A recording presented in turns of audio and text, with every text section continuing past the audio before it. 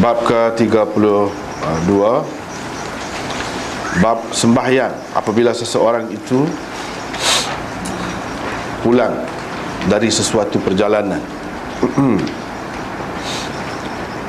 Ka'ab bin Malik menceritakan Nabi SAW apabila pulang dari sesuatu perjalanan akan singgah di masjid dahulu, lalu bersembahyang di dalamnya.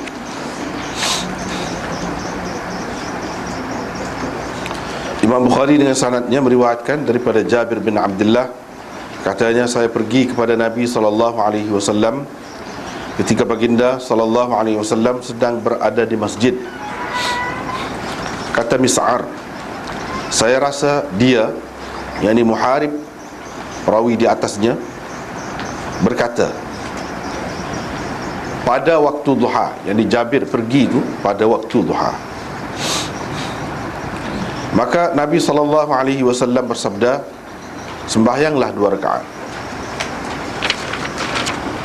Kata Jabir, Nabi SAW ada berhutang denganku. Selepas aku selesai bersembahyang, baginda SAW membayar hutang itu. Malah dibayarnya lebih, yakni daripada hutang asal. Bab ke-33,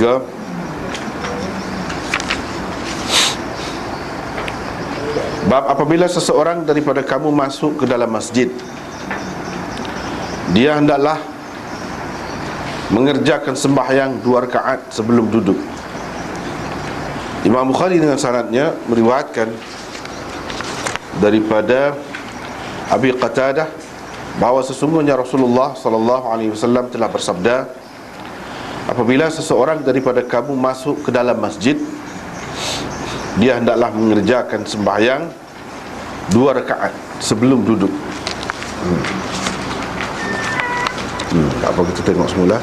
Jadi hadisnya pendek-pendek, 2 bab ni 2 hadis, setiap satunya 1 hadis. Kita tengok semula, balik semula ke bab 32 tu, bab sembahyang apabila seseorang itu pulang dari sesuatu perjalanan. Imam Bukhari dalam bab ni, melalui bab ni, dia nak cerita satu perkara berkait dengan masjid juga, yang berkait rapat dengan masjid juga, iaitu orang panggil satu sembahyang. Dia nak perkenalkan satu sembahyang yang mungkin kita selama ni tak tahu, tetapi benda tu ada di dalam hadis. Apa nama sembahyang tu? Sembahyang tu namanya Salatul Qudum minas Safar. Sembahyang apabila balik daripada perjalanan, apabila kita pulang dari sesuatu perjalanan. Ada sunnah tu, sembahyang 2 rakaat. Di masjid pun boleh, di rumah pun boleh. Di masjid pun boleh, di rumah pun boleh. Tapi lebih molek kalau buat di masjid. Kalau buat di masjid. Kalau buat di rumah pun tak apa juga. Ini orang panggil sembahyang qudum minas safar. Kita boleh tahulah, Imam Bukhari menceritakan benda ni berdasarkan hadis, bukan berdasarkan pendapat orang tu orang ni, tak, berdasarkan hadis. Jadi kedudukan hak ni sembahyang ni lebih lagi daripada sembahyang orang kata tasbih kau gapo tu. Hak tu masih khilaf lagi. Hak ni dah semua terima, semua terima. Cuma antara kita tahu dengan tak tahu, ya tu lah.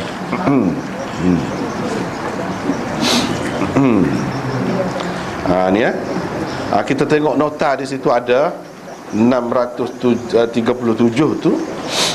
Sembahyang ini dinamakan Salatul Qudum minas Safar. Maksudnya sembahyang sunat apabila sampai ke rumah atau ke kampung halaman dari perjalanan. Tak kira lah kita duduk bandar pun sebelum sampai ke rumah, siapa ada di bandar kita tu. Ia termasuk dalam salah satu sunnah Nabi SAW. yang mungkin ramai di kalangan kita tak tahu. Tak tahu. Sebenarnya dalam kitab-kitab fiqh pun ada juga. Dalam kitab-kitab fiqh mazhab mana-mana pun ada. Cuma kalau hak besar sikitlah. Berbezalah keadaan tu, sebut tu setengah-setengah mazhab oleh kerana dia tidak sunat muakkad. Jadi dia sebut kedia sikit. Setengah-setengah bagi Imam Bukhari muakkad ni. Muakkad sebab ada hadis kuat.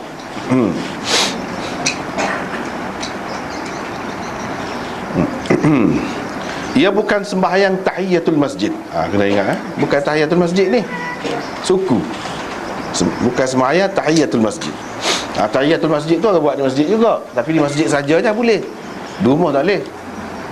Hak mula kita bincang dulu, orang panggil Masjidul Bait dulu. Masjid di rumah. Tu pun tak boleh juga. Tahiyatul masjid.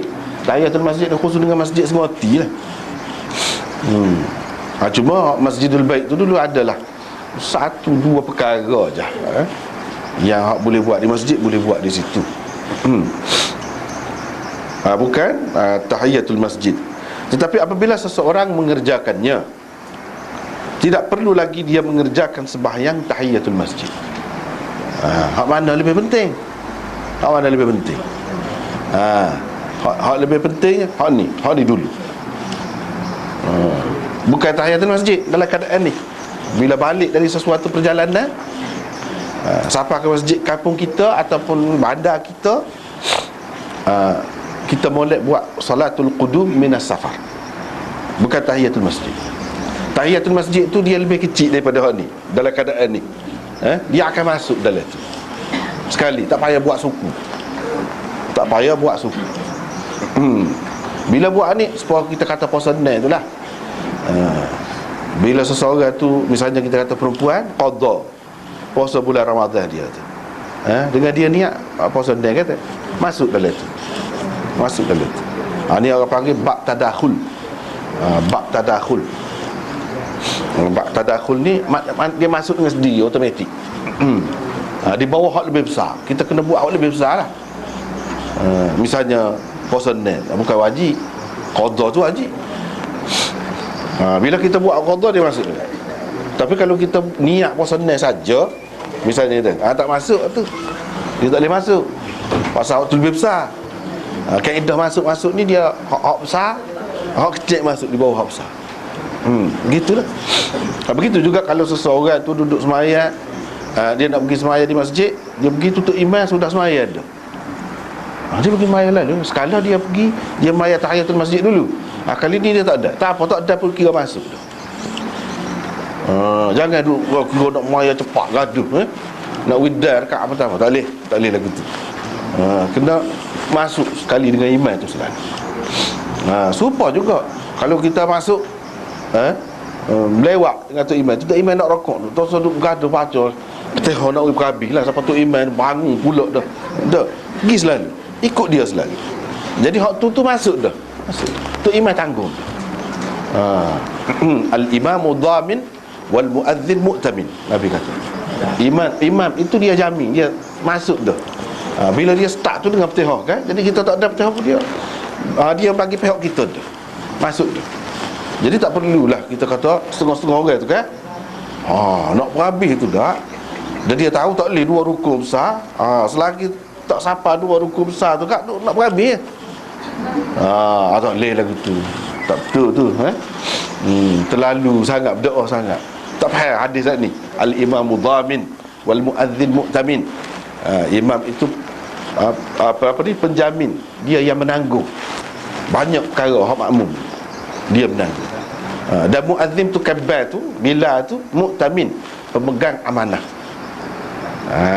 Pemegang amanah tu apa dia? Bila dia bad, kita boleh pakai hak dia tu, buka lah puasa tu. Jangan kita tengok luar atas jatuh dekat tidur. Naik atas naik atas tu tengok, tak perlu. Sebab hadis tu lah, al-muazzin mu'tamin. Dengan sebab tu dia kalau salah, kena jaga molek salah, tapi salah pun dimaafkan orang lain tu. Dia lah kalau sengaja salahnya, dosanya. Tapi kalau dia tidak sengaja, berhenti lalu. Baik tu, berhenti lalu. Salah kan, kadang-kadang salah. Jadi kalau salah tu berhenti tengah-tengah, jangan kira nak perhabis dah ustaz band dah. Kira perhabis lah, biar salah apa. Tak boleh lah tu. Boleh. Sepas semaya lah baru kita ingat kita tak ada air semaya. Ni duduk depan tu nak tubik payah ni. Kita terus tak boleh. Bukan lagu tu cara. Kena berhenti lalu. Ikut lalu depan orang pun. Itu darurat tu. Kalau payah sangat nak tubik tak boleh. Darurat. Tak boleh kita terus. Tak boleh. Tak boleh. Banyak kali lah kita tak boleh terus. Susah apa? Kena faham tu. Semua baik saat ni. Sebab apa dia muktamin? Dia tu hak nombor satu orang nak pegang je. Jadi dengan sebab tu tak boleh main-main. Tak boleh main-main. Tak boleh basi ke kita kata. Takut tak betul, biarlah kita 2 minit ke dia. Tak boleh. Tepat.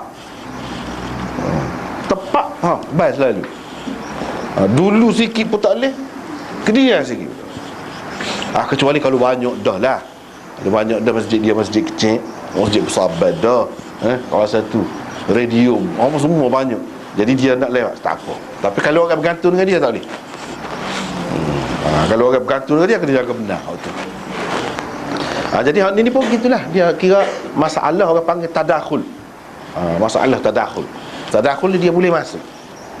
Sebab kita tak ada air semaya, lepas tu kita berjunub, kita berhadas besar pula, kita pun mandi, kita ambil air semaya, tak payah, tak apa, masuk dah dalam tu air semaya tu.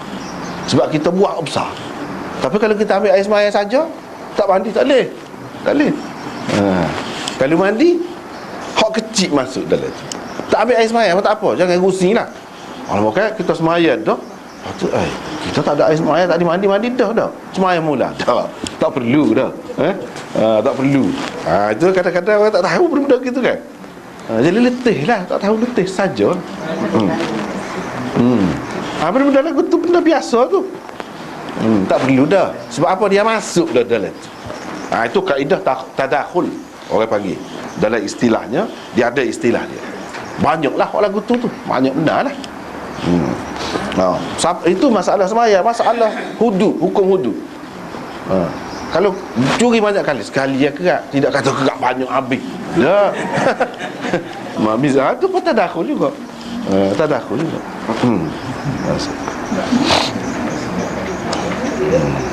Tak apalah. Sembahyang ini lebih elok dikerjakan di masjid. Itu perlu tahu. Oleh kerana dia ada hubungan dengan masjid ni, sebab itulah Imam Bukhari buat ni dalam bab masjid ni, cara ke masjid. Ni masjid Sengoti dah ni. Masjid Sengoti, bangunan masjid. Bukan bangun ni masjid namanya masjid tempat sembahyang maksudnya. Habis dah tu. Ni semua ni cerita pasal masjid Sengoti tu. Bagaimanapun ia boleh juga dikerjakan di rumah. Selain bermaksud menyatakan adanya apa yang dinamakan sembahyang sunat apabila sampai ke rumah atau ke kampung halaman dari perjalanan, perbuatan Nabi SAW ini tidak sunyi daripada hikmat yang lain. Satunya nak wayak benda ni ada. Bila ada dalam hadis tu orang panggil masyru' lah. Sembahyang ini adalah sesuatu yang masyru', ada dalam syariat Islam.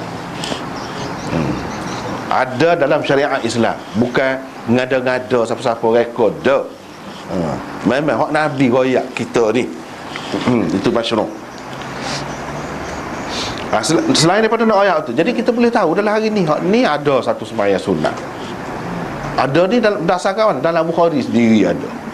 Hak tasbih ke apa tu tak ada. Tapi orang duduk buat agama benar kan? Tak tahulah. Pasal tak tahu.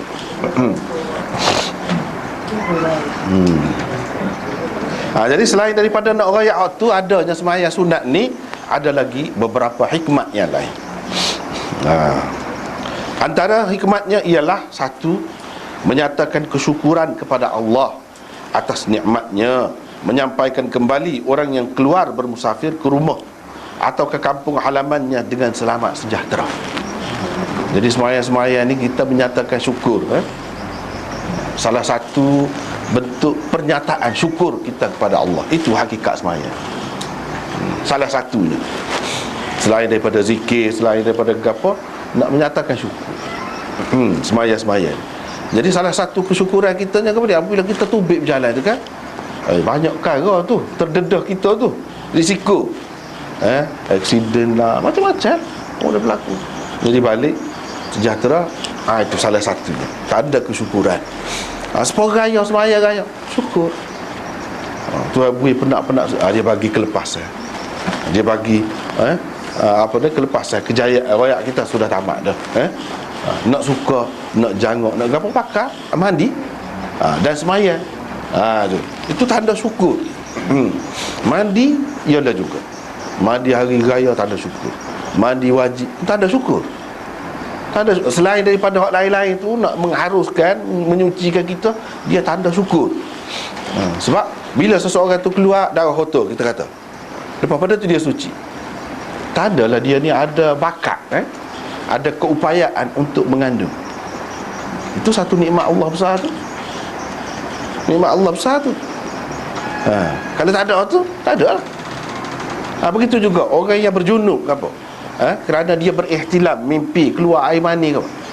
Menunjukkan dia ada dah tu. Suatu perkara yang merupakan nikmat Allah yang besar. Nak boleh anak, nak gapo pun situ dulu. Kalau tak ada tu, tak ada. Itu salah satu tanda syukur sebenarnya. Mandi dan juga sembahyang. Ini pun syukur. Yang kedua, jadi hak syukur saat ni, hak ni penting kita kena tahu. Kadang-kadang orang tak faham kan. Orang hak tak reti ni, hak malah sembahyang ni dia tidak faham. Sembahyang tu gapo dia? Jadi untuk kita memahamkan dia, banyak cara. Antaranya kita kena royak. Sembahyang ni satu pernyataan terima kasih kita kepada Tuhan. Tak faham kau? Benda lagu tu. Kalau orang buat gapo-gapo kita, kalau kita tak kata terima kasih, tidak biadab, kurang ajar je. Kita pun tak boleh nak duduk, rasa tak sedap kalau tak kata terima kasih. Tidak gitu kan ni. Lepas tu kalau ada lagi gapo-gapo, kita nak bui rasanya ke dia, nak balas. Kan begitu sifat semula jadi manusia. Tidak Islam, siapa pun, bangsa mana pun memang lagu tu. Tapi kalau Allah paling banyak lah bui kita orang, setara bui sikit pun terima kasih gitu mau dah. Tuhan bui sebanyak mana? Banyak benar lah. Lagu mana kita nak terima kasih Tuhan? Itu persoalannya. Lagu mana? Kalau kita rekod sendiri, pokok-pokok anti hadis dia rekod sendiri kan, semaya dia, kita tak akan puas hati tu. Ya, kita tahu mana yang kita buat gitu. Ikut suruh orang lain boleh buat cara dia. Atau agama-agama lain yang dia sembah-sembah tu maksudnya syukur lah. Tetapi hak sebenar cara syukur kepada Allah ni lagu mana? Kita boleh tahu daripada Nabi hak tu paling kemuncak. Dengan bergerak segala sendi kita dalam sembahyang tu.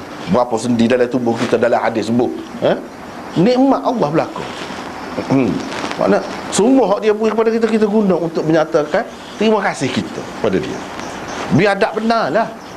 Kalau tidak terima kasih kepada Tuhan kan, terima kasih tu syukur je. Syukur. Jadi setara orang beri piti kita, setara tu gomong tunduk no. Siung tangan lah, macam-macam lah cara kita dah. Tuhan Allah banyak benar. Nak tahu kalau lelah sekali tahu. Lelah sekali nak lagu mana? Orang hak lelah mungkin dia boleh faham benar. Serah benar.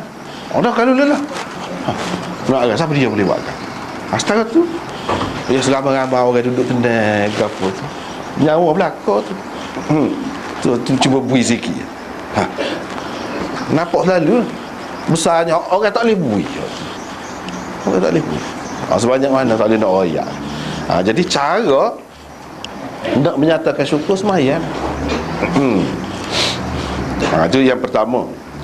Yang kedua, memulakan kehidupan harian selepas pulang dari perjalanan dengan keberkatan masjid. Kita kena tahu masjid-masjid ni membawa berkat. Supaya semaya dalam rumah kita membawa berkat. Jadi masjid ni pun membawa berkat juga ke kampung kita, ke bandar kita. Dengan sebab itu Nabi gomo benda. Hak ni lah benda. Dia sapa semetar je di Quba tu kan. Dalam perjalanan tu tak ada sapa di Madinah lagi. Pusat bandar. So itu pun duduk buat lagi masjid. Asas sekali selalu. Sebab apa masjid ni adalah tempat yang mendatangkan rahmat kepada kita. Jadi mulakan dengan masjid, nak ayat, mudah-mudahan kita dapat berkat. Berkat tu kita mulakan dengan masjid. Tu bendanya besar lah. Barulah kita tahu nilai masjid tu. Yang ketiga, memberi peluang kepada sanak saudara dan anak buah untuk bertemu mata di tempat yang selesa dan terbuka. Hikmat ini lebih terselah keperluannya pada pemimpin keluarga dan ketua masyarakat. Lebih-lebih lagi lah Puan Nabi tu, apa yang dia singgah di masjid sana. Terutamanya zaman gitu kan, rumah sepik. Orang nak pergi kumpul dalam rumah tu, keluar lah. Keluar rumah lah. Jadi masjid tu agak selesa banding dengan tempat-tempat lain.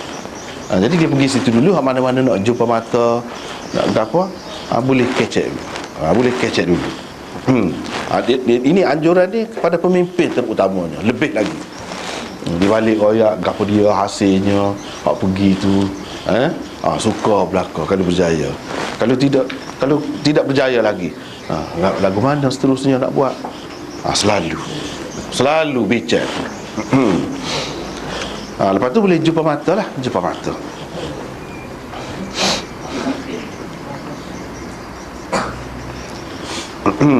Ada tempat terbuka.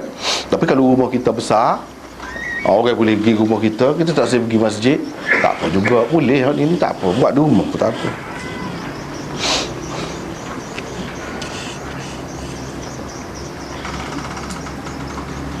Yang keempat, memberi peluang kepada isteri dan lain-lain mengemaskan diri dan rumah sebelum sesuami memijakkan kakinya ke dalam rumah. Itu antara hikmah dia. Jadi sebab tu Nabi larang dalam hadis yang lain, jangan balik mengejut, dia kata. Jadi terkejut, balik. Kata labak lagi nak gelik. Misalnya. Jadi apa pula ni, cemburu kau ke apa dah? Jadi balik tu jangan mengejut. Kalau kita learn ni senang lah. Kita learn ni, kalau tidak duduk masjid pun tak apa, dia duduk di airport Kuala Lumpur, kita telefon dah. Dalam sejam lagi sampai. Kita duduk di airport dah misalnya. Ataupun kita duduk stesen bas, pagi esok orang ambil. Royak dulu. Sebab apa? Kalau kita balik, bini duduk greseng, kita kata kan, duduk tidak senonoh lah, dalam keadaan tidak senonoh. Kita kata kusuk masai, kita marah pula, dia tak kena pula, kata tak silayan kita lah, macam-macam lah. Tak cara lah kebersihan lah, tak cara ke rumah lah. Jadi masa tu lah mungkin bini tu nak rehat sikit kalau duduk rumah semasa suami tak ada. Jadi kalau dia nak biar kubai sikit pun tak apa. Bila nak balik, maknanya ini ya, sebagai peringatan kepada orang-orang perempuan lah, supaya jaga benda-benda gini. Sebab orang lelaki kalau balik terutama, orang perempuan pun kalau hak kerja balik serapuh, serabut lah. Jadi orang lelaki pun lagu tu juga, balik tu dia nak tenang dah, nak tidur, nak tenang gitu. Jadi kalau balik ni kubal lambat kan dah, serabut lah. Nak tubik lalu berasa, nak tubik selalu. Jadi kita balik nak dapat ketenangan, tiba-tiba lagu ni. Jadi begitu juga orang lain-lain tu kena jaga molek. Supa je, lelaki perempuan supa je. Kalau perempuan tu balik, jangan royak selalu segala masalah besar-besar. Itu ada belakang tu dalam hadis. Seorang sahabat tu, anak dia mati pun dia tidak royak. Anak dia sakit, tu suami dia tahu sakit, dia tak royak. Tengok pasal apa dia nak bagi? Tenang dulu. Jangan selalu royak, muka pintu lagi royak dah. Jadi balik apa masalah dia, kita tak tahu. Jadi gitulah.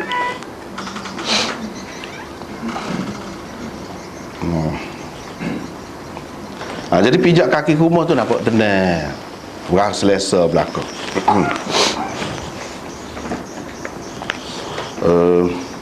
Yang kelima, apabila keluarga di rumah mendapat tahu bahawa suaminya, ayahnya atau anaknya dan lain-lain sudah sampai dan dia sekarang berada di masjid, sempatlah mereka menyiapkan makanan dan minuman dan sebagainya yang mungkin perlu disiapkan. Itu faedahnya. Zaman dulu ni tak ada telefon, tak ada telefon, handphone apa tak ada belakang. Jadi itu caranya. Jadi bila sampai situ, pakai royak budak-budak bunga, berlari mari awal dia royak ayah kelik dah, ayah kelik. Nah, itu secara tidak langsung. Cara Nabi sallallahu alaihi wasallam secara tidak langsung, mak tu pun siap gapo-gapo, siap nasi kau gapo kau. Itu. Sebab kalau balik lapar dah. Tak jauh kita kata tak masuk pula dah. Sebab dia tak pergi balik mengejut tu. Dia tak pergi balik mengejut. Takut tak ada nak siap orang di rumah makan minum gapo, tempat tidur gapo kan.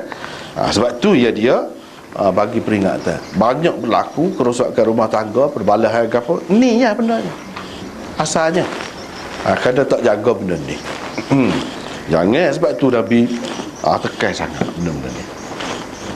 Jadi Fatimah sendiri pun, kalau Nabi SAW nak pergi ke rumah dia, dia mandi dulu, pakar lah. Kalau kita kata pakar bedok lah, siap tu, barulah mari. Gitu cara. Ni mari beringung dah. Nak sambut jauh-jauh ni dah. Beringung lah, cemar celoteh, kita kata dah. Itu tak sesuai. Itu tujuannya. Bukan kita kata nak menyiapkan diri isteri itu saja. Lain-lain pun semua perkara lah. Semua perkara. Itu tujuannya.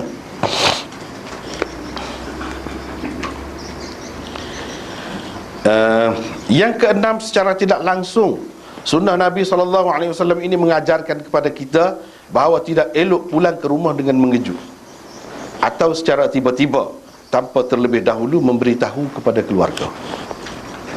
Jadi ni kalau di masjid sembahyang jumpa dengan orang kecek-kecek dulu dah lah. Dia pun tahu. Tapi sekarang ni kalau kita sudah ada dah telefon royak ke apa, tidak buat lagu ni pun tak apa. Sebab maksudnya hak tu. Maksudnya hak tu. Baik, kalau kita tak sibuk masjid, takut jumpa dengan orang lambat pula, orang ditanya dah. Lambat pula. Ya kita je nak rehat misalnya. Tak payah berhenti di masjid. Bukan mesti spot tahiyatul masjid ni. Bukan mesti di masjid, di rumah boleh. Yang pentingnya balik sembahyang. Sembahyang agak dia orang panggil qudum minas safar. Sembahyang qudum lah kita kata rekah ya tak. Sebab tawaf qudum tu lah. Tawaf qudum.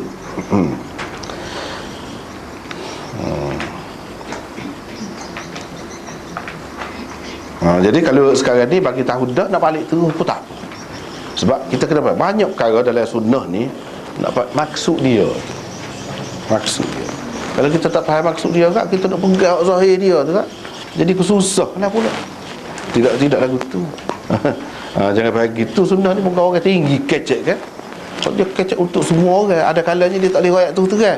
Biar orang semasa dia tu tak apa setara tu kan. Akan datang orang akan faham. Misalnya hak lalak masuk dalam minuman, dia suruh selai. Bukan nak ajar kita jadi pengotor. Bukan nak ajar kita jadi pengotor. Jadi kedeku. Tak boleh buat kau dapat kau jauh ajar hak lain. Suruh tu kita kata buat hak lain.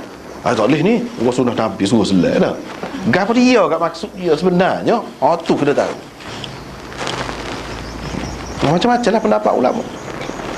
Macam-macam pendapat ulama. Pada pendapat saya sendiri lah duduk tengok, dia maksud jauh lagi, lebih lagi daripada hak tu boleh buat lagu tu. Kalau tak ada nak minum hak tu juga, air tu juga, selai boleh. Jadi tak ada racun.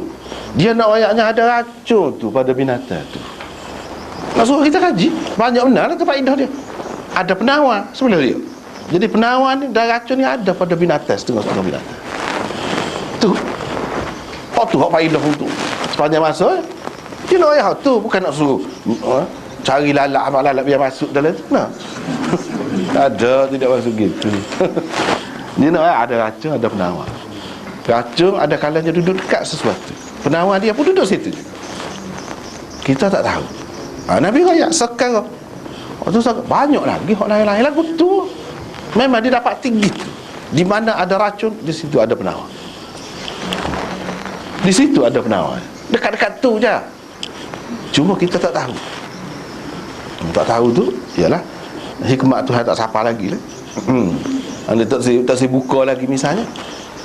Itu faedahnya. Bukan nak ajar pengotor. Tidak sama sekali. Tidak gitu.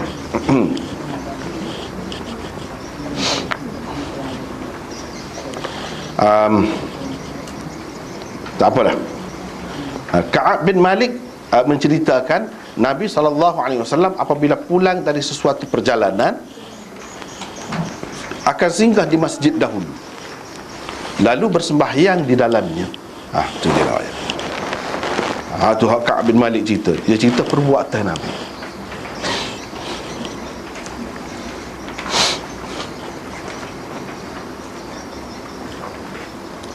Lepas tu Imam Bukhari buat mari di bawah tajuk ni satu hadis daripada Jabir. Dia kata Jabir kata, saya pergi jumpa dengan Nabi ketika dia duduk di masjid. Mis'ar kata, saya rasa dia kata, perawi di atas dia tu, Muharib tu, dia kata pada waktu duha. Jadi Jabir pergi jumpa dengan Nabi di masjid tu pada waktu duha. Nabi SAW pun kata, dia jumpa dengan dia, semaya dah 2 rakaat dulu. Lepas tu Jabir kata, Nabi ada berhutang dengan saya. Dia pun bayar. Situlah lepas pada susah semaya tu dia bayar. Bayar tu bukan bayar sepuas asal, lebih lagi bui. Lebih lagi bui. Dia buat mari hadis ni pula. Satunya, apa maksud dia? Dia nak ceritanya berhubung dengan salatul qudum minas safar ini ada 2 punca sunnah. Satu sunnah fi'liyah, yang kedua sunnah qauliyah. Tu dia. Kadang-kadang kita tak nampak kan? Kan apa-apa je kan mereka. Sunnah fi'liyah tajuk tadi. Dalam tajuk tadi Ka'ab bin Malik. Ka'ab bin Malik ni banyak kali lagi dia kemukakan dalam Bukhari ni. Cuma sini dia bubuh dalam tajuk dia. Tidak semestinya dia bubuh dalam tajuk ni hadis tu tak ada dalam Bukhari ni sendiri. Ada. Tapi oleh kerana hadis tu panjang, dia nak ambil maksud dia saja. Dia bubuh dalam tajuk. Bukan hak bubuh dalam tajuk ni maknanya dia tak sahih. Tak. Dia memang sahih. Dia memang ada dalam Bukhari ni sendiri. Apa dia tak mari hak tu? Dia tak mari hak tu sebab wajar. Sedangkan dia nak sebut hak berkenaan saja, hak sembahyang dalam masjid bila balik daripada perjalanan. Tu je dia. Tapi hak ni perbuatan Nabi. Mungkin orang kata takut itu khusus dengan dia ke? Dia saja ke? Untuk dia saja ke hak lagu tu? Tidak. Tahu mana tidak? Ni hadis ni, bawah tajuk ni dia suruh Jabir sembahyang. Suruh tu qaul lah. Sunnah qauliyah. Dia suruh pula Jabir sembahyang. Ni suruh orang lain, bukan khusus dengan dia lah. Sebab boleh nikah lebih daripada 4 tu bukan lagu tu lah. Ni sunnah ni untuk dia, untuk orang lain juga. Buktinya dia suruh Jabir sembahyang. Lepas tu mungkin orang kata, mana Jabir ni balik daripada perjalanan? Pula. Dengan sebab itu kita baca nota ni. Dalam nota ni ada sebut cerita Ka'ab bin Malik yang dikemukakan secara ta'liq oleh Bukhari di sini. Secara ta'liq lah tu dalam tajuk tu, sebab dia tak mari haddatsana apa tak ada. Secara ta'liq. Dia kata Ka'ab bin Malik kata, padahal Imam Bukhari mana ada dengan sahabat dia. Itu orang panggil kemukakan riwayat secara ta'liq. Imam Bukhari selalu buat gini dalam tajuknya. Dia selalu buat gini untuk ringkas dan macam-macam lah maksudnya. Secara ta'liq oleh Bukhari di sini adalah sebahagian daripada hadis beliau yang panjang berkenaan dengan kisah ketinggalannya daripada ikut serta dalam peperangan Tabuk bersama Nabi SAW, dan kisah penerimaan taubatnya. Dalam Quran pun ada sebut wa 'ala thalathati alladhina khulifu. Dan seterusnya sampai ke akhir ayat panjang lah. Itu kisah 3 orang sahabat yang tidak ikut serta dalam peperangan. Peperangan tu peperangan mana? Peperangan Tabuk. Ni nak kepada ramai pesertanya, nak pergi perang. Sebab apa, adik musuh tu pun terlalu ramai. Dan kelengkapan senjata mereka pun diketahui memang hebat-hebat. Dan ini peperangan Tabuk ni orang panggil juga Jaishul Usrah. Jaishul Usrah, ini pasukan tentera yang susah, dalam keadaan kesusahan. Sayyidina Uthman mana-mana kaya di kalangan sahabat tu kan, belanja tak kira banyak untuk beli kelengkapan ke apa perang ni. Ni cerita Ka'ab bin Malik ni sahabat Nabi lah. panjang dalam hak panjang tu dia cukup belaka dia ni. Ada belaka dia orang kaya, orang senang, ada belaka kelengkapannya. Jadi tak pergi dia je. Itu cerita panjang hak panjang dalam hak panjang ni dia akan jumpa lah. Tak pergi tu kak, marahlah Nabi. Itulah bendanya. Dari satu segi kita nampak kelebihan jadi sahabat ni dah. Oh susah. Lepas tu setengah orang tu kata, apa ya Tuhan tak pilih kita ni jadi Nabi. Oh besar benar tu sahabat pun dah Tuhan tak pilih, biarlah, alhamdulillah, tak apa, setara kita ni pun ada dah ni pun tak ada nak pikir dah bayangkanlah sahabat tu dah. Kalau tak pergi ayat Quran tu lalu tegur lalu tak pergi, tak pergi kecek sebulan lebih 50 hari tak kecek, ni sadar pun tak jawab. Boykot dia, semua boykot. Marah Nabi. Sama-sama tu lah. Dah tanda tak pergi ni tanda munafik. Tapi hak tiga ni kecuali. Nabi kata betul. Siapa ayat tu? Hak ni tidak. Ramai lagi hak lain tak pergi tu betul munafik. Boleh tahulah. Boleh tahu. Parah lagu tu lah. Tak pergi sekali, tak pergi perang ni mati. Putus anggota. Hak mana sekali-sekali gitu. Berapa kali perang? Perang sama. Kalau tidak kak, tunggu ayat Quran munafik. Tanda gini-gini. Berat jadi sahabat ni. Nak lebih-lebih pun. Bayangkan kalau perang saja. Tak pergi sekali pun tak boleh. Padahal perang lagi. Tu dunia sikit nampak buah, nampak nak masuk dah kebun Tunggu alik tinggal. Tapi dia royak betul. Dia ni royak betul. Dia royak betul, pergi sedih. Nabi kata ni betul. Betul.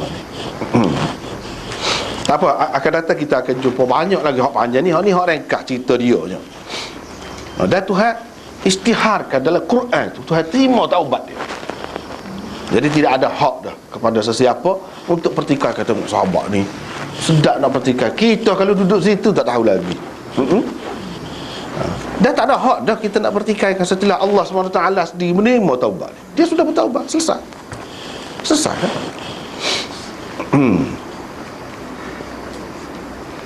Imam Bukhari akan mengemukakannya dengan lengkap bersanad di akhir Kitabul Maghazi nanti. Dalam Kitabul Maghazi bab perang, di hujung tu dia ada sebut dengan lengkap hadis ni. Jadi hak ni ringkaslah hadis yang mukhtasar, orang panggil hadis yang ringkas. Hadis Ka'ab ini jelas menunjukkan tajuk bab yang dibuat oleh Bukhari. Melalui hadis Ka'ab ini Bukhari mahu menyabitkan itu maksudnya membuktikan adanya kesunahan sembahyang sunat apabila sampai ke rumah atau ke kampung halaman dari perjalanan. Benda ni ada, benda ni. Lagu tu lah orang nak menyabitkan apa-apa benda ni sunnah. Benda ni setara mana? Dia kena ada dulu. Rujukan, tu mana rujukan? Ni lah. Rujukan berhubung dengan sembahyang qudum minas safar. Berdasarkan perbuatan Rasulullah sallallahu alaihi wasallam dan melalui hadis Jabir di bawahnya pula beliau mahu menyabitkan kesunahannya berdasarkan suruhan atau qaul baginda sallallahu alaihi wasallam. Nabi suruh pula. Dengan adanya hadis berupa suruhan ini hilanglah kekeliruan tentang khususnya sembahyang itu dengan Rasulullah sallallahu alaihi wasallam sahaja. Jadi kita tak boleh kata ini khusus dengan dia. Obat semaya banyak-banyak ni khusus dengan dia. Kalau tidak khusus dengan dia tu, dia biarlah. Kalau dia duduk semaya orang gelip belakang dia biar. Hak ni semaya ni sepuluh tahiyatul masjid juga orang tidak jemaah ni semaya sore. Ramai-ramai masing-masing. Sore. Jadi kita tak boleh kias. Kata, banyak semaya sunat ni mai jemaah, jadi kita buat jemaah tak boleh. Tak kena lagu tu. Hak pakai umum lagu tu ramai benar orang pakai umum. Hak tu jadi bid'ah pun tidak bid'ah. Dia pakai sani lah. Kalau lagu tu apa tak buat semaya rawatib tu jemaah kata. Apa? Dah semua kata semaya tahajud jemaah. Jelas. Semaya tarawih jemaah ada. Banyak jemaah. Buat kata tu. Tak buat apa. Dah muka jemaah kan lebih molek, lebih banyak pahala dia. Pakailah hak umum tu, hak lain-lain tu. Capur-capur kita buat di. Dah. Tak boleh. Tak kena tu. Kalau ada hak pahaman lagu tu tak kena. Jelas tak kena. Silap lah. Dia silap. Dia silap. Jadi hak ni pun lagu tu lah juga. Dan sunnah ni kita dapat tahu ada hak fi'liyah. Fi'liyah ni hak Nabi buat. Misalnya Ka'ab kata, Nabi kalau balik Kak, dia pergi masjid semaya dulu. Gitulah. Tu dia buat. Hak dia buat tu boleh kita ikut juga. Tetapi ada kalanya hak dia buat ni dia khusus dengan dia. Tu kita nak tahu khusus ke tidak. Kita tengok lain pula lah. Dalil lain pula lah. Itu Yang kedua, sunnah qauliyah. Sunnah qauliyah ni hak dia kata. Misalnya dia suruh, balik dah. Bila siapa? Pagi ni katanya. Dalam riwayat hak panjang ni, hak pendek ni, hadis Jabir ni. Pagi ni. Lepas tu masuk semayalah dulu. Semaya tu pasal dia tahu baru balik. Daripada perjalanan baru sapa. Nabi sapa kemari, dia sapa hari ni. Suruh semaya. Nabi suruh semaya. Itu orang panggil sunnah qauliyah. Qauliyah ni tentu dah tidak khusus dengan Nabi. Tentu dah. Kalau hak fi'liyah dia boleh jadi khusus.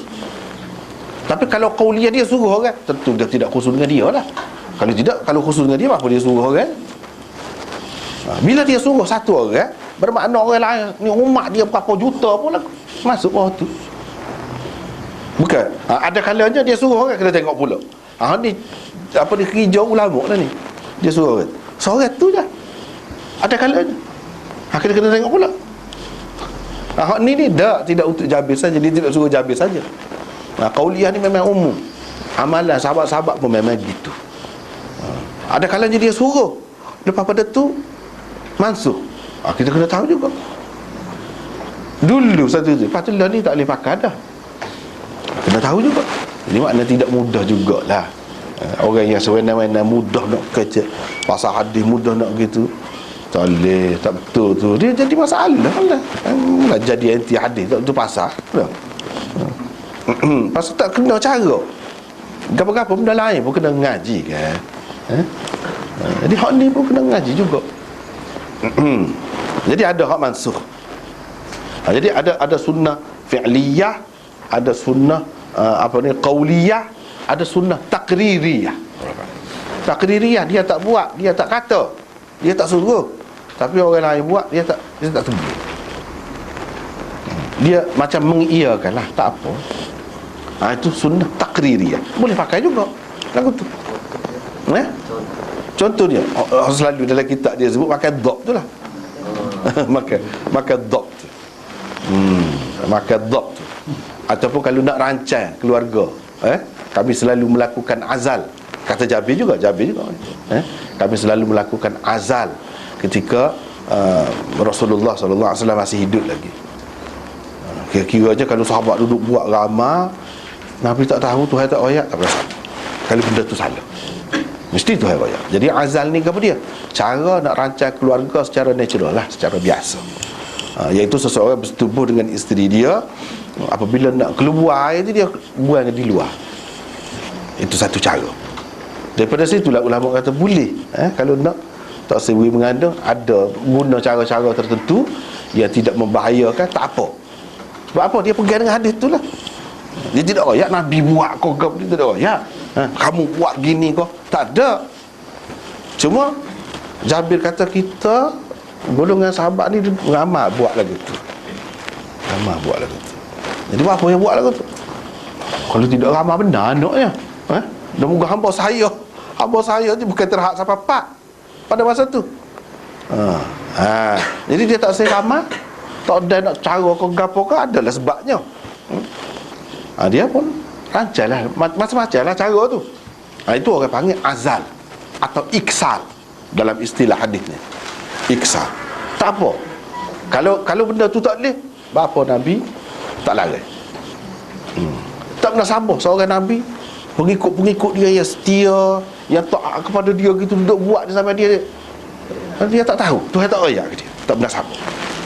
Tetapi ada juga ulama yang faham, tidak semesti hak sahabat buat tu Nabi tahu. Kalau dia tak tahu, tak boleh buat hujah. Tak boleh buat hujah. Tak boleh kata ini takrir Nabi, tak boleh kata. Sebab tu dia jadi khilaf tu. Dia jadi khilaf tu. Macam-macam lah pula cara penilaian, nak pakar hak mana. Tu banyak perkara pula lah dari segi kaedah usul lah, orang panggil usul lah pula. Lepas tu dia ada sunnah hammiyah. Sunnah hammiyah. Sunnah hammiyah ni dia tidak dia tidak buat. Dia bukan taklid, dia nak kalau dia hidup tahun depan dia nak begini. Itu pun sunnah juga orang panggil. Sunnah hammiyah.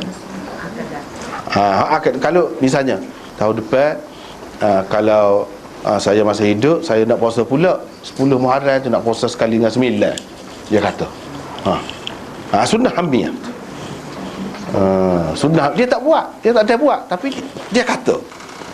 Ataupun dia kata kalau saya tak bawa lah binatang kurban ni sekali ni, masa buat ihram sekali dengan sahabat-sahabat dia nak buat haji wadah tu lah, dia bawa binatang sekali, binatang kurban. Kalau saya tak bawa ni, nescaya saya buka juga ihram, supaya saya suruh kamu semua ni buka ihram, tukar daripada haji tu buat umrah. Saya pun buat lagu tu juga, tapi tak ada arah lah, ini halangannya, buat bawa. Jadi tu sunnah hammiyah orang panggil. Dia tak buat, tapi dia menyatakan nak lagu tu.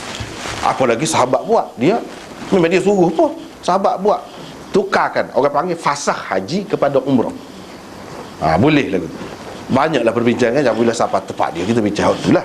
Jadi ini termasuk dalam sunnah hammiyah. Nabi sendiri tak buat lagu tu. Dia tidak batalkan haji dia tu kepada umrah, tukar kepada umrah, tidak. Tapi dia ada kata. Daripada situlah Imam Ahmad kata haji tamattu' lebih afdal, sebab Nabi nak, walaupun dia tak buat. Oleh kerana dia ada halangan, sebab itu dia tidak buat. Kalau tidak ada halangan tu mesti dia buat, kira-kira. Itu antara contoh sunnah hammiyah. Jadi kita kena tahulah, benda-benda tu kena tahu.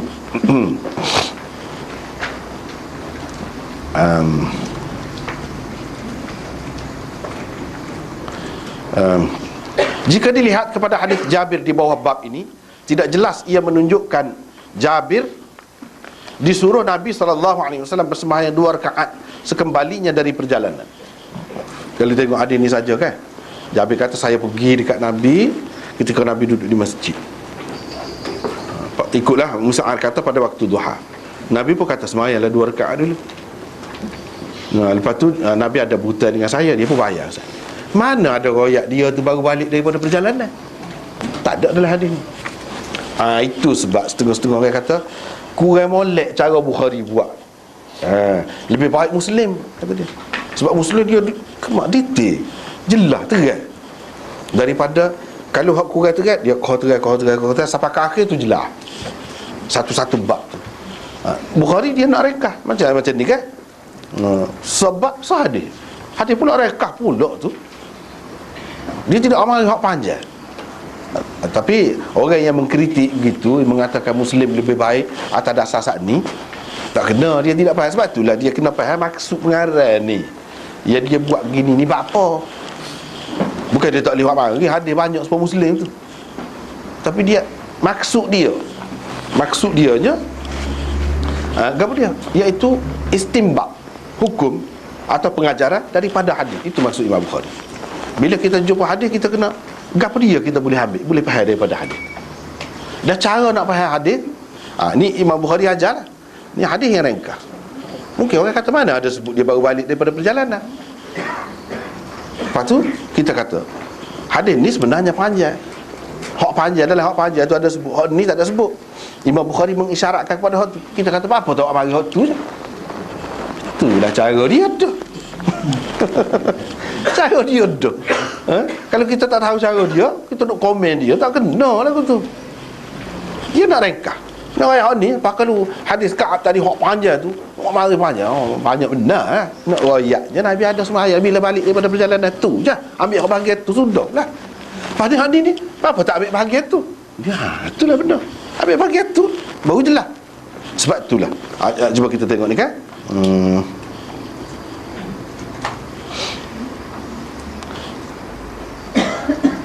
Tokoh besar seperti Hafiz Mughtai, ada seorang tokoh ulama hadis besar, juga terleka di sini apabila dia berkata tidak terdapat di dalam hadis ini apa yang dikehendaki Bukhari dengan tajuk bab yang dibuatnya. Kerana orang masih boleh berkata, di mana ada dalil di dalam hadis ini yang menunjukkan Jabir baru pulang dari perjalanan? Tak ada sebut.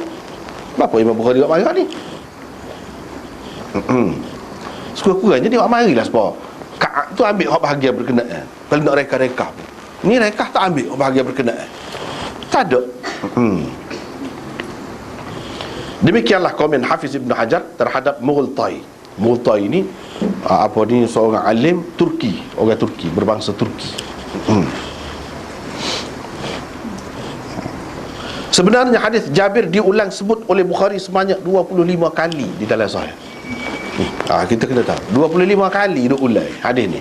Banyak kali. Bila dia nak ayat ni, tajuk ni, hadis ni pun dia nak ceritanya hadis yang sama, berapa banyak masalah, berapa banyak pengajaran kita boleh dapat. Hadis yang sama, sehingga kita boleh buat tajuk berasingan dan bawa hadis ni juga 25 kali. Ada yang diringkaskan seperti hadis di bawah bab di atas. Ada yang dikemukakan dengan panjang, lebar dan lengkap. Ada yang disebutkan secara ta'liq.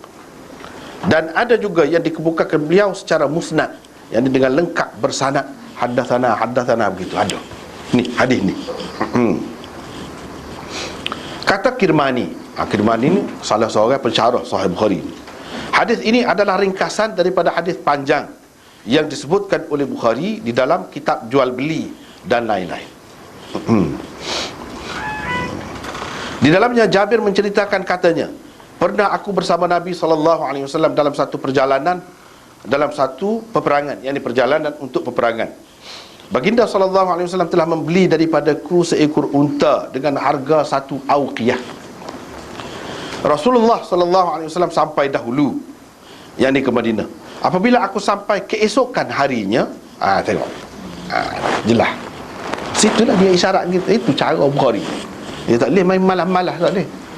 Tengok ni saja. Jadi 25 tepat tu kita tengok. 25 tepat tu kita tengok. Sebab itulah ulama-ulama dulu dia buat cara dia ayat.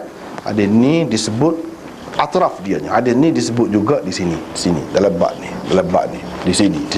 Dia sebut. Kita tak buat gitu, padahal ada orang buat. Kalau nak buat waktu mudah ya, tak payah. Tak payah nak buat waktu. Nak buat nak orang ambil maksud Bukhari tu, waktu paling payah. Waktu kita boleh buat semula. Jadi kalau kita tahu ni kepada orang yang pengkaji, mudahlah. Mudah.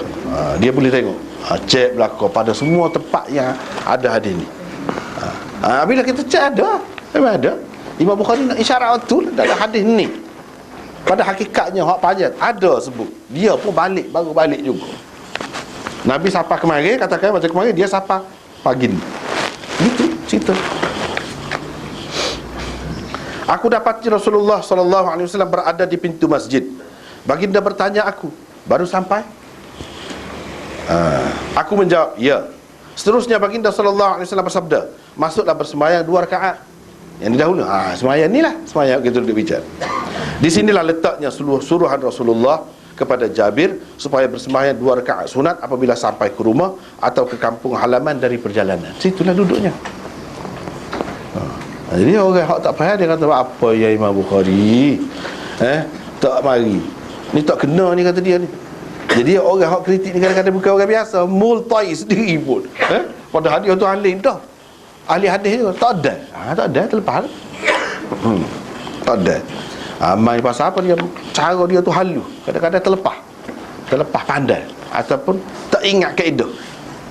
Sedangkan kaedah tu penting benar. Nak baca Bukhari ni, kaedah tu penting benar. Jadi Syekh Zakaria dalam kitab Al-Abwab wa Tarajim dia sebut kaedah nak faham Bukhari 70 lebih. Jadi kena ada dalam kepala lah 70 tu, barulah. Tak terlepas kalau tidak kan. Terlepas pun ni. Ini seperti dia kata mana dalilnya Imam Bukhari amal hadis ni. Tak kena ni, tak sesuai. So mana bukti apa ni Jabir ni baru balik? Boleh jadilah kata dia Nabi suruh sembahyang 2 rakaat tu sembahyang tahiyatul masjid kau. Mana dalil? Ni sembahyang baru balik daripada perjalanan. Atas sembahyang duha kau, muka dia sebut duha ke saat ni? Pada waktu duha Nabi suruh masuk sembahyang dulu. Boleh jadi gitu. Tapi bila kita tahu hadis hak panjang dia ni bukan sembahyang duha, bukan sembahyang tahiyatul masjid, tapi salatul qudum minas safar. Tu benda je. Ada umum bahawa puasa ataupun waktu-waktu yang dilarang solat tu. Kalau Imam Syafi'i tak apalah, dia ada sebab bagi pendapat yang kata Tak boleh. Tak boleh juga. Tak boleh. Bagi pendapat orang kata tak boleh lagi. Tak ada lah pada masa tu. Dia tak ada. Kira tak ada.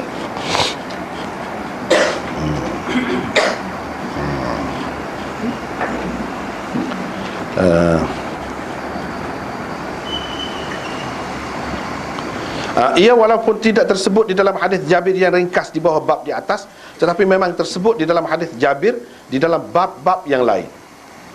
Perlu sekali diingat, ni kaedah ni.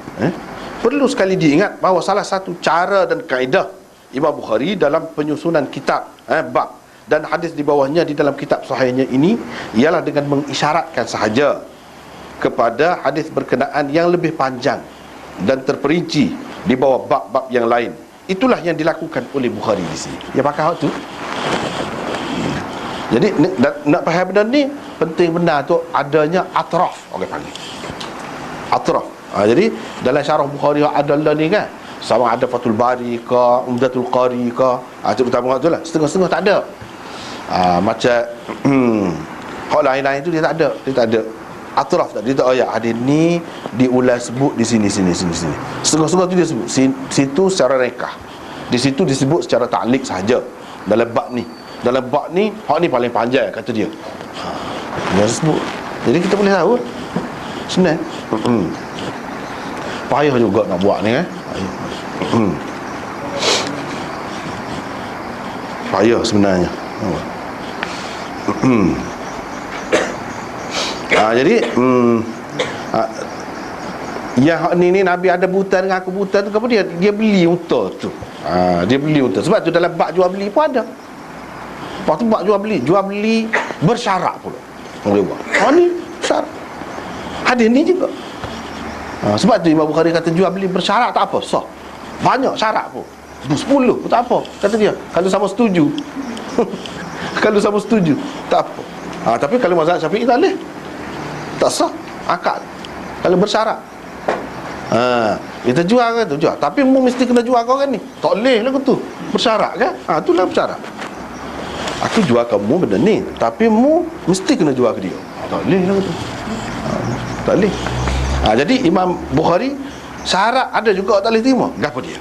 Dalam bab jual beli akan datang dia akan koyaklah. Dia kalau syarat misalnya kalau beli kedai kita akan hantar sampai ke rumah. Tu syarat. Dan dia sanggup. Tidak riba tu orang panggil.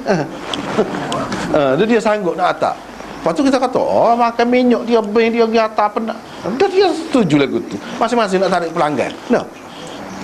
Imam Bukhari tak apa. Lah. Lepas tu dalam masa setahun kita duk guna lah ni. Sebenarnya duk guna hak Bukhari dah. Tapi orang kata khabar-khabar. Misal dalam masa setahun kalau punah boleh baiki kedai dia percuma. Dia beli bersyarat lah tu. Dia buih surat waranti ke apa tu kan. Jadi tak apa. Sebab sama-sama setuju. Tak ada membebankan mana-mana pihak. Sama-sama setuju. Kalau tak ada lagu tu susah lah lagu tu. Jadi hak duduk pakai tu banyak jasa Imam Bukhari ni. Kita tak tahu. Kadang-kadang orang dia benci sangat. Syafi'i saja kalau dia Syafi'i tak asuk sangat. Dia tak tahu dia tinggal lama dah Syafi'i. Banyak perkara dia tinggal ni. Antaranya tadi jual beli bersyarat. Jual beli bersyarat tu Imam Bukhari ambil mana hadis ni? Tapi saya dia kata nak jual ni tengah jalan. Cerita dia je panjang, sebab hadis panjang. Unta dia tu tengah jalan jadi lambat jalan lah, senyik unta dia. Tengah malam Nabi tanya, siapa tu? Dia kata Jabir. Sebab dia apa ayatlah unta dia ni penat, unta dia tak boleh, lembek kata dia. Nabi pun cocok dengan tukar dia. Lepas pada tu jadi derah. Kenapa? Pelik sungguh.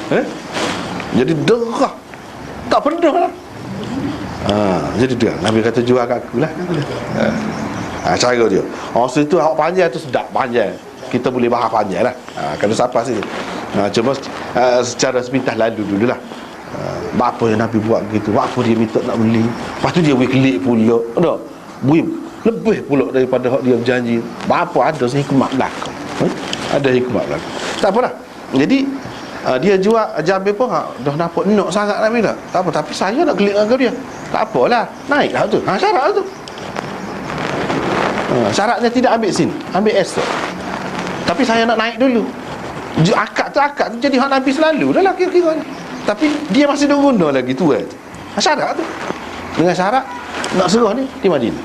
Syarat tu. Imam Bukhari faham tu lah. Tak apa tu bersyarat tu. Kalau syarat tu menguntungkan kedua-dua pihak, tidak menyusah ke mana-mana pihak, itu dia hak jual beli bersyarat. Lepas tu keberkatan Nabi pula mari pula. Sebab tu 25 kali. Hadis tu juga tengok unta yang lembut yang gitu dah cocok jadi derah. Tengok baik budi, hati budi Nabi sallallahu alaihi wasallam. Bila dia beli, dia bayar lebih.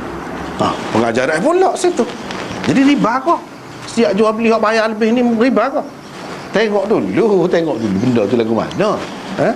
Jadi beli butan lepas tu bayar lebih. Riba lalu. Nanti dulu, tengok dulu keadaannya lagu mana. Sini kita lah, banyak perkara lah Imam Bukhari ambil daripada hadis ni. Banyak.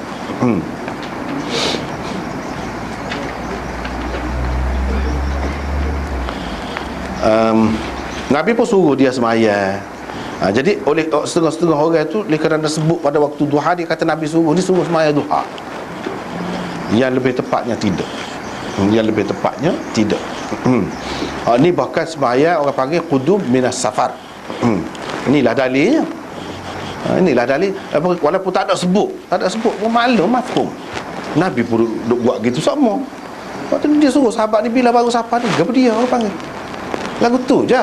Hak lain-lain pun Nabi tak ada royak. Mu kena niat gini, sepuluh dalam kitab mereka. Niat gini tak ada. Orang faham gitu ni. Dia sembahyang pada waktu duha, kata sembahyang duha. Dia tidak royak. Kamu sembahyang kena niat duha gini. Tak ada.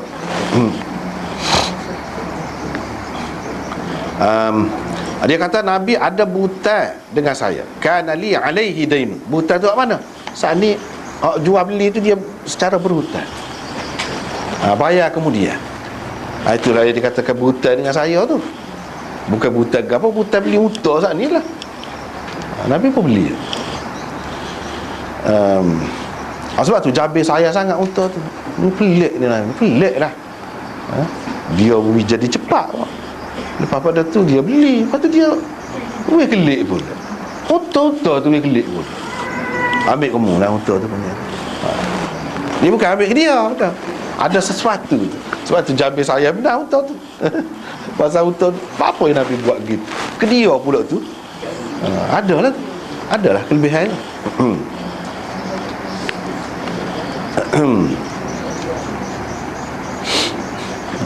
Pada waktu duha ini bukan sembahyang duha.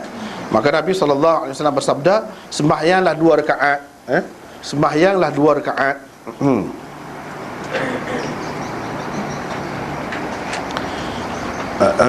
Apa ni, nota 939 tu hak saat ni lah.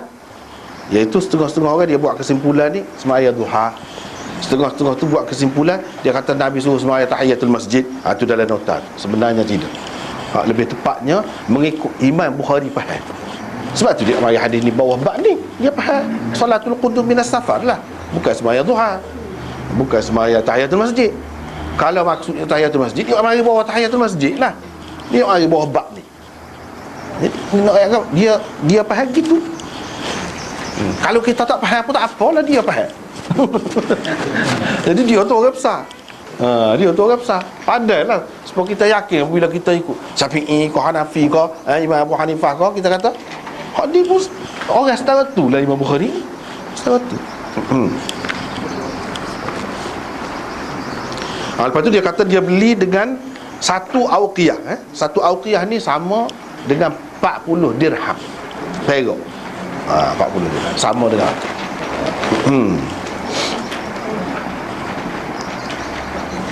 40 dirham perak. Lepas tu lepas sudah semaya tu, Nabi SAW pun bayar hutang itu. Malah dibayarnya lebih daripada hutang asal. Lepas tu dia sini kita tak nampak, kita tak tahu hutang tu dia ambil ke dia. Dah, dia ambil kelik lah. Tak ada naik-naik pun. Tak ada naik-naik pun. Di sini menunjukkan setengah-setengah orang tu kan dia kata mesti kena pindah dulu, qab. Apa ni, ijab qabul tu dia mesti kena ada qab. Qab ni tanda terima. Tanda terima ni kena pegang heret kau dulu, naik kau dulu misalnya dah. Dah. Bagi Bukhari tidak. Atas kecek. Atas kecek. Jadi kecek walaupun kita tak naik, kita tak pegang, tak heret pun tak apa. Tapi sudah jadi hak kita dah, milik kita dah. Apabila ada akad, apabila sudah ada akad setuju dah jadi milik kita. Jadi kita tak pegang pun, kita nak jual pula tak apa. Banyak faedah tu. Kalau mesti kena pegang, mari kita dulu. Susah banyak perkara, terutama zaman ni kau orang berniaga. Banyak berlapis-lapis. Hak tu tak terima, dalam kira-kira saja. Dalam kira-kira saja. Jadi hak ni pun gitu. Nabi pun dah itu dia bagi balik. Heranlah Jabin apa je. Baik sungguh Nabi SAW ni baik. Dalam untuk dia hak slow tu selama ni jalan tu jadi laju. Tiba-tiba boleh pitih lagi. Boleh balik pula putar tu. Kadang-kadang Nabi SAW dia buat sesuatu, ada dia nak beri bekas tangan dia, biar melalui dia dulu, nak beri keberkatan kau orang. Ada main. Kalau dia kata sekali kak orang tu jadi sahabat tu, kalau dia naik ke tanah sekali pun sepemah. Nabi kata dia jadi kaya lah Tuhan beri. Lepas pada tu naik kau jadi selalu. Sehingga sahabat-sahabat duduk kata dia tu kalau pergi tanah pun dia jual sepemah. Laku. Pelik. Memang pelik lah. Sebab itulah ia jadi pelik gini. Sebab itulah sampai sekarang ni pun masih lagi kesan dia tu, pengaruh dia tu. Orang tahu ni bukan sembarangan orang lah. Lagu ni orang panggil Nabi lah. Nabi. Ada juga orang buat benda-benda pelik tapi perangai huduh kan.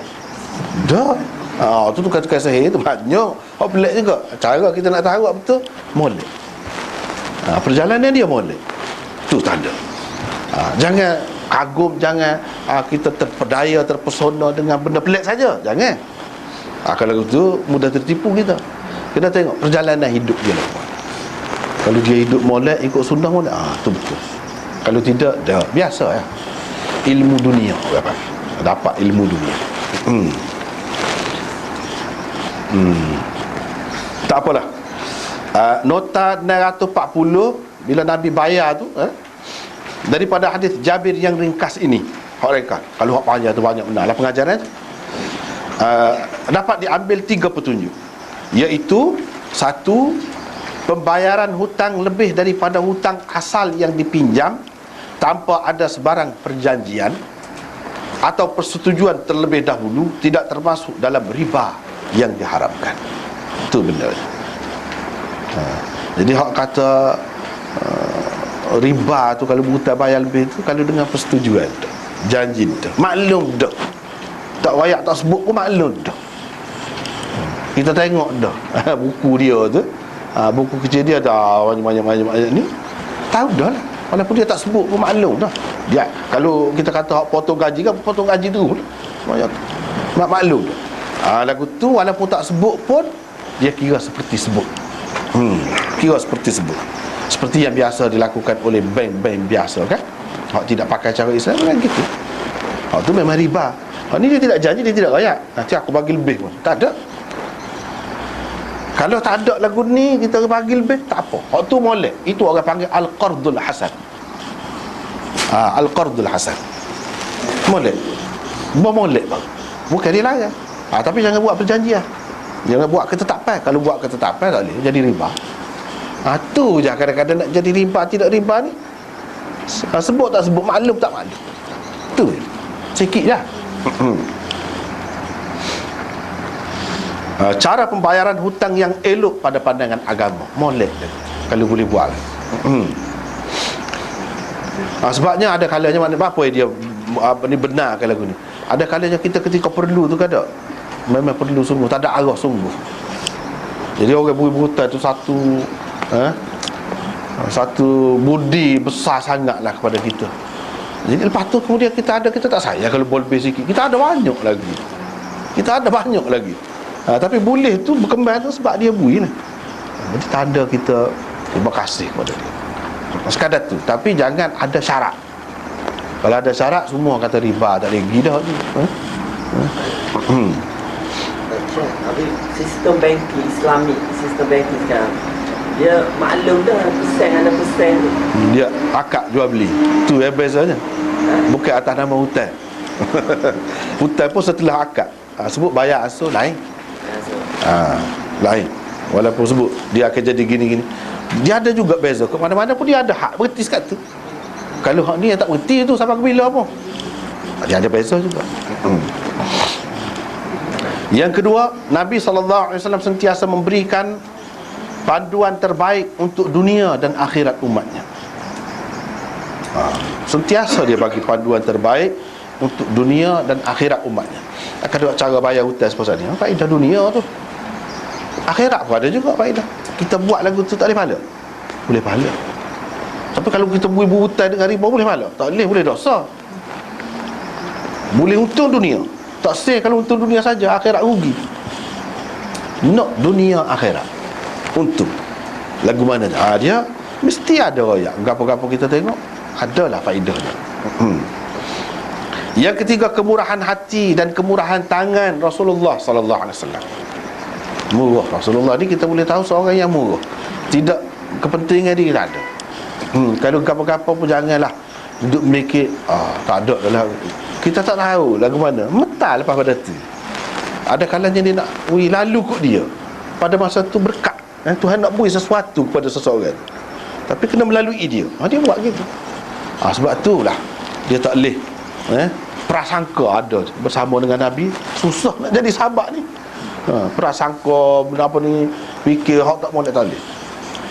Walaupun apa dia buat tu menguntungkan dia, hak tu semetal. Dia tak ada kepentingan. Kalau ada pun untuk kebaikan anak buah dia. Begitulah. Kalau kita kata seorang ayah lah yang sangat baik, ya, tak ada kepentingan apa-apa, dia buat apa-apa, yang si anak ni kena faham. Jangan fikir ayah buat gini ni untuk tak molek untuk dia kepentingan. Jangan. Tak kena kalau itu. Jadi sangka buruk. Kalau seorang ayah pun kita tak boleh dah lagu tu. Kalau Nabi lagi lah. Barulah iman tu betul. Iman tu sempurna. Dia kena duduk situ. Lepas tu kita pergi kepada bab hak ni. Bab hak ni nak baca lagi ke ni? Kau nak berhenti sekat tu? Kalau baca hak ni panjang juga, tak ada habis ni. Tu dah hari ni. Panjang ni. Nak baca pun boleh juga, tapi panjang.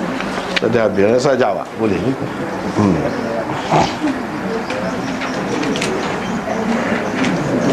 Dia ada kaitan juga dengan sebelum pada ni. Ni tahiyatul masjid, jelas. Ni bab ni tahiyatul masjid. Sebelum pada ni salatul qudum minas safar. Ni Imam Bukhari nak ayat tahiyatul masjid. Tu beza. Ketika penjelasan tak mengenai jadi yang mengikut keterangan hadis yang sahih. Ya'juj Ma'juj. Ya'juj Ma'juj.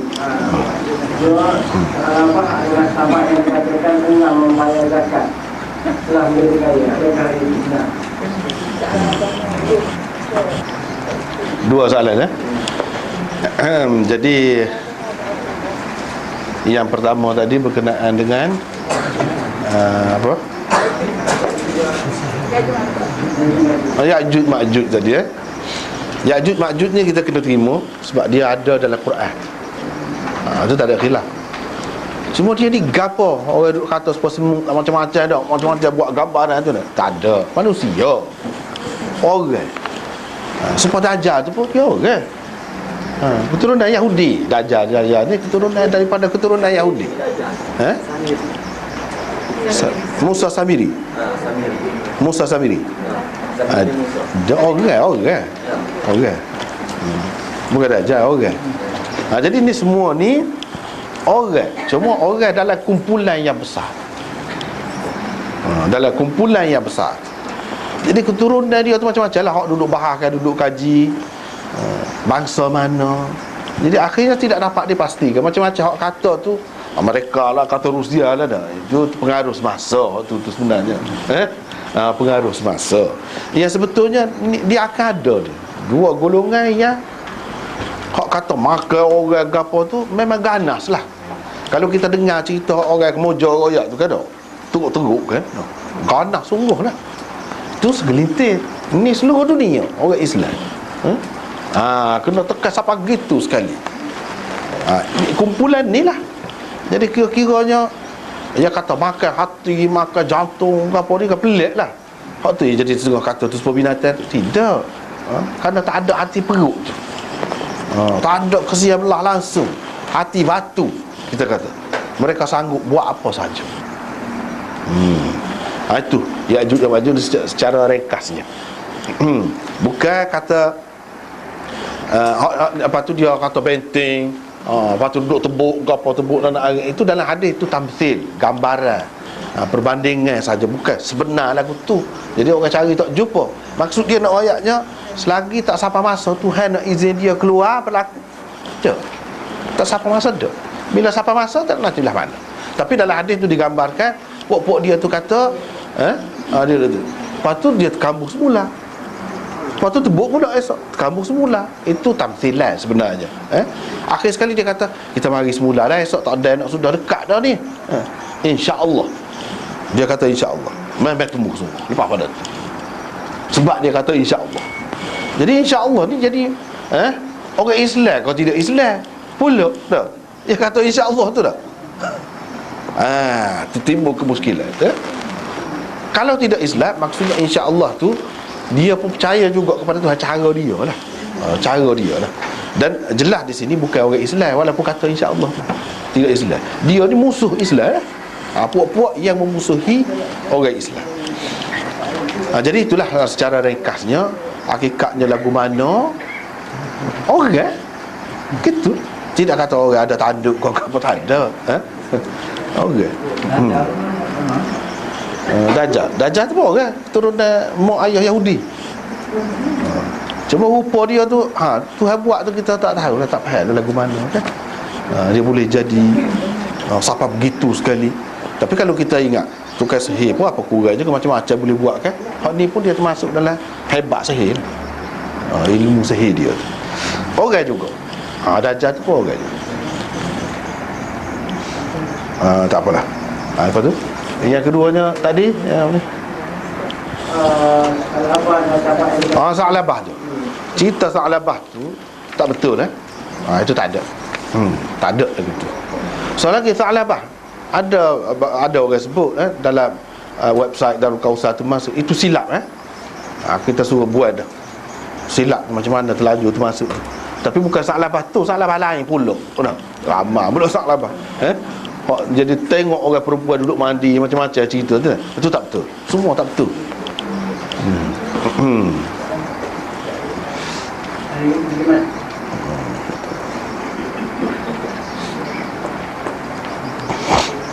Ini segala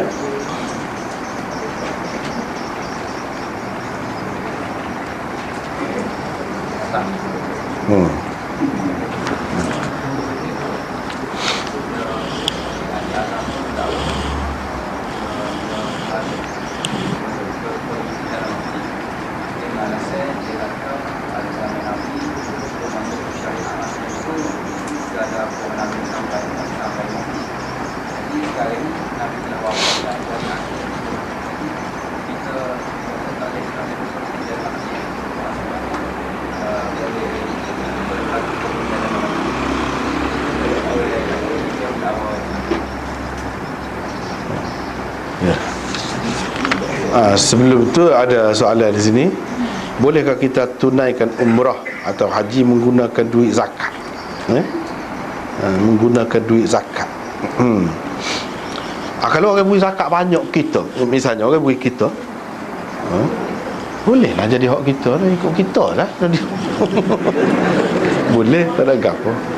Kau maksud lagu mana ni? Kalau lagu tu tak ada gapo. Tidak mesti hak kata nak pergi haji, nak pergi umrah ni kena piti hak kita cari gapo, usaha awak berniaga, tak mesti. Orang bui banyak dah. Ataupun kita pergi beli di supermarket tu dah. Ada apa hadiah banyak. Boleh, tak apa. Dia sudah jadi hak kita. Cabutan bertuah misalnya kita tu kan. Boleh hak kita. Kalau banyak sangat tu siapa jadi sudah wajib dah kita ni pergi. Nah. Kena wajib lah pergi. Kena gitu. Yang kedua, solat duha boleh kau secara berjemaah. Tak boleh lah seperti kita kata tadi. Jadi ada setengah sembahyang sunat ni boleh berjemaah, setengah sembahyang sunat tak boleh berjemaah. Jadi sembahyang sunat duha ni tak pernah ditengok Nabi berjemaah. Sahabat-sahabat pun maklum, dia tak pergi tunggu belakang Nabi ataupun sahabat-sahabat yang lain pun pakat buat berjemaah, tak ada. Itulah yang kita kata tadi. Tidak semestinya sesuatu tu tak ada sini, tapi ada hak lain kita boleh campur-campur buat sendiri, tak boleh. Walaupun kita kata semayang molek, nak fikir hak jemaah lebih molek, tak boleh. Inilah sebab Ibnu Umar dia kata dia pekong dengan anak batu orang semayang masjid apa ni duha dalam masjid tu. Apa kita kata dah orang semayang duha, tidakkah semayang duha tu sunnah? Dia kata bid'ah. Imam Nawawi syarah, dia kata maksud dia kata bid'ah tu bukan dia kata semayang duha tu sendiri bid'ah, kaifiat dia tu. Tu yang kita kata bid'ah dia boleh berlaku dengan sebab kaifiat tu tidak serupa dengan hak Nabi buat. Dia sebut antaranya misalnya dia berjemaah kah ataupun dia buat ketetapan kalau nak sembahyang di duha ni sembahyang di masjid, padahal tidak ada ketetapan lagu tu. Kalau nak sembahyang duha agak pergi masjid lalu dia tu jadi bid'ah. Ibnu Umar kata bid'ah. Bid'ah ke apa lagu tu? Itulah ulama bahagi pula tu. Bid'ah yang asalnya sunnah, tapi kadang buat tak serupa dengan Nabi ajar. Dia tak ajar buat, dia apa ni, dia jadi bid'ah. Bid'ah apa? Bid'ah idhafiyah orang panggil. Sebab itulah pendapat golongan yang mengatakan bid'ah ni dibahagi kepada hakikiyah, idhafiyah, itu betul, memang kemah hujah mereka. Nak banding dengan orang kata bid'ah tu bagi kepada 5 hasanah gapol, lepas tu buat contoh tu tak betul, tak betul. Misalnya buat sekolah asrama, bapanya apa ni baca dah ahli sufah asrama kan? Walaupun tidak serupa dengan asrama kita ni bangunan dia, tak apa hak tu. Tapi asasnya ada dah. Lepas tu orang kata Quran tu tak tulis zaman Nabi, waktu zaman Sayyidina Utsman buat Quran, apa tak ada tulisnya. Zaman Nabi tulis dah, Nabi royak dah. Seseorang tu kalau dia dia wakafkan Quran mushaf, dapat juga pahala masa hidup. Apa yang Nabi kata lagu tu? Au mushafan warathahu, ataupun mushaf Nabi sebut yang dia wariskan, yang dia tinggalkan. Mana ada dah Quran. Soal tidak sebanyak kemudian sekolah ni tu soal lain, tapi ada dah buku, dalam bentuk buku tu ada dah. Jadi mana bid'ah ya? Dia nak kata bid'ah hasanah lah, bid'ah kata tak ada. Contoh pun tak betul banyak. Hak betulnya bid'ah hakikiyah, idhafiyah. Kalau ada hasanah itu bid'ah lughawi orang panggil. Betul juga dari segi lughah, bukan dari segi syariat. Dari segi syariatnya hak ni. Jadi sembahyang duha secara berjemaah memang tak boleh.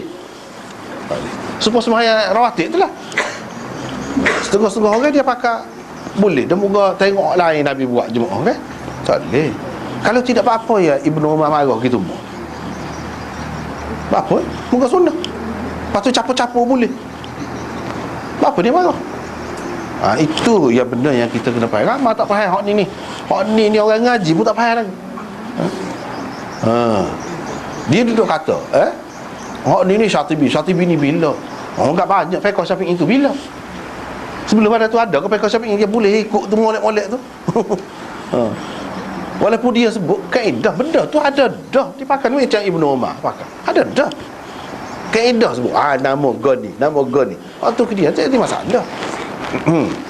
Tak boleh kita kata setengah-setengah orang dia pelekeh Syatibi yang mula-mula buat ni. Enggak hak bid'ah hasanah sebut gitu pun orang ke dia juga. Bukannya Nabi sendiri sebut. Bagi kepada 5 gitu ni tak ada. Situ je jadi tak faham. Jadi celaru. Jadi celaru. Tapi tak ada buat kan orang kita kan. Mana ada sembahyang rawatib? Ada. Oh tak buat. Buat masjid lagi lebih apa tu? Apa tak buat? Jawab itulah bendanya yang kita kata tu betul. Tahu pula situ tak buat, tapi benda lain tak apa dia buat. Pandai-pandai pula. Buat mengatik 7 malam lah, go to go ni lah misalnya. Pada Nabi lah Nabi buat. Lepas tu dia kata apa? Musafir tak? Ya. Berapa ya dah Nabi tak buat apa buat. Jadi benda-benda gini kan kita kena ikut Nabi lah. Jangan mana-mana kita nak capu hak kita sendiri tak boleh lah. Dia kata apa ngati tak molek la ilaha illallah tak molek. Tahu dah molek hak tu memanglah. Tapi cara yang kita buat, adakah Nabi pernah buat lagu tu? Tu tak lagi tanya tu guru mana pun hak dak buat dia tak akan boleh royak. Tak ada dia akan kata apa tu? Tak apalah dia kata. Jadi kita nak buat cara kita tu tak apa. Dah kalau boleh tak apa buat ni kata. Apa tak buat ni? Pula. Apa tak buat? Ni pun boleh kita capu gitu juga kan? Apa tak capu kata? Ni. Tak buat pula. Tak buat pula. Sebab tu kita kata betul dah kaedah ni, cuma dia pakai setengah-setengah tak akal. Saleh buat lagu tu. Lepas tu serupa juga ni. Asal ni kan? Misalnya kita kata Fatihah, kita baca Fatihah. Tak ada sunnah tu. Orang mati kan, kita hadiah Fatihah. Tak ada sebenarnya. Jadi kita harap maklum. Nak buat tu ikutlah, nak buat tak buat, tapi tak ada. Tak ada. Marilah. Siapa dalam TV pun ada. Kita Al-Fatihah kan? Sebenarnya tak ada. Doa tak apa. Doa sendiri-sendiri bagus. Istighfar untuk dia, ya. Tapi baca Fatihah tak ada. Soyak. Tak ada. Dalam sunnah tak ada. Banyak benda kan? Benda tak ada. Supaya juga kita nak mula majlis ni kan, kita baca Fatihah. Patut molek kau buka. Molek memang baca Fatihah, tapi tak ada sunnah Nabi lagu tu. Jadi lagu mana? Boleh kalau nak buat boleh, jangan buat sebagai suatu ketetapan. Jadi saya orang kata apa orang Islam ni kalau mesti gini, kalau tidak gitu pun boleh. Itu setengah tu je. Supaya juga doa lepas sembahyang, apa yang marah? Tidak marah, cuma royak sunnah tak ada. Nabi tidak ni mayat 5 kali sehari ni. Kalau ada mesti ada dalam hadis. Apa tak ada? Lepas tu tak boleh ke? Soal boleh tu boleh, tapi jangan buat tetap. Sekali pun tak ada. Ni 2 kali pula dah. Ambil mana 2 kali tu? Kaifiat tu yang bermasalahnya, kaifiat. Doa tu tidak ada masalah. Kalau cara-cara kita doa sekali tak apa. Ni sebagai tetap. Jadi kalau orang tengok, orang luar tengok, dia kata inilah cara orang Islam. Orang Islam ni dia ikut Nabi. Jadi Nabi buat lagu ni lah sesuatu cemar dah. Walaupun benda tu molek, tak boleh, kita kena jaga agama ni. Sebab tu nak jaga daripada bid'ah tu bukan kekufuran semuanya dah. Nak jaga tu, nak suruh biar betul-betul bersih, jelas. Jangan bercampur bau. Ni kan kita boleh royak, tapi tak ada buat lagu tu. Jelas. Kita tahu mana? Dalam hadis. Banyak benda lah, benda-benda dalam masyarakat ni dia biasa nak buat sendiri. Nak buat sendiri, nak capu. Tak ada, tak boleh. Lepas tu kita boleh buat gapo lah kalau orang mati. Doa ada. Istighfar boleh. Nak istighfar kubur, doa kubur pun tak apa, doa rumah pun tak apa. Tidak terikat dengan kubur tu tempat tanah.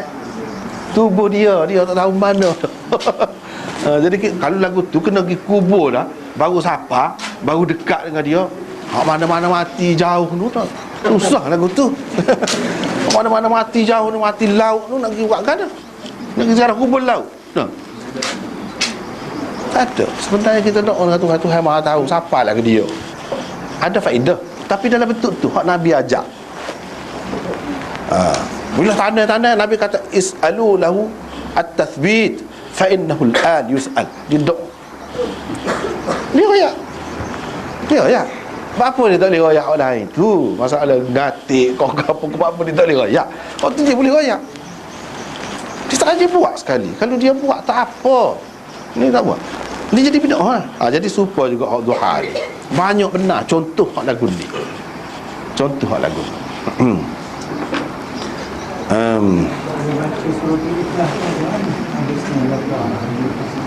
Serupa tak ada pula. Kalau anak baca Quran untuk mak dia, Tak payah niat, siapa dengan sendiri. Gapo-gapo. apalah anak. Siapa dengan sendiri. Kalau anak tu idza mata ibnu adam inqata'a amaluhu illa min thalah. Jelas. Ada hadis. Ada hadis. Jadi kalau anak ni cucu ke apa tak niat pun boleh. Boleh. Jadi macam keluar Allah kau gapo ke itu orang buat, orang susu. Benda tak pasti. Lepas tu baru ni kita sudah sebut. Dah duk kira cara nak kira pahala kau orang. Kita ni tak perlu dah kau kepala tu. Setiap baca kira nak kira kau orang. Nah. Kita sendiri banyak benar dah kau. Lepas tu kalau bila kita pergi kau orang tu tak ada dah kita ke lagu mana. Kita faham lagu mana tu kita ambil mana faham. Kok mana-mana pun kita ambil mana. Salih benda-benda lagu ni. Bukan hak kita, tak ada hak kita, cuma royak benda-benda lagu ni. Kalau nak nego nak buat lagu ni tak apalah lah. Tapi kalau bab agama ni semaya kau goni ibadat ni dosa pahala tak boleh main-main. Tak boleh mereka-reka. Kalau tidak apa-apa ya sahabat tu pekong dengan anak batu. Orang duduk semaya dalam masjid tidak kasar ke ni.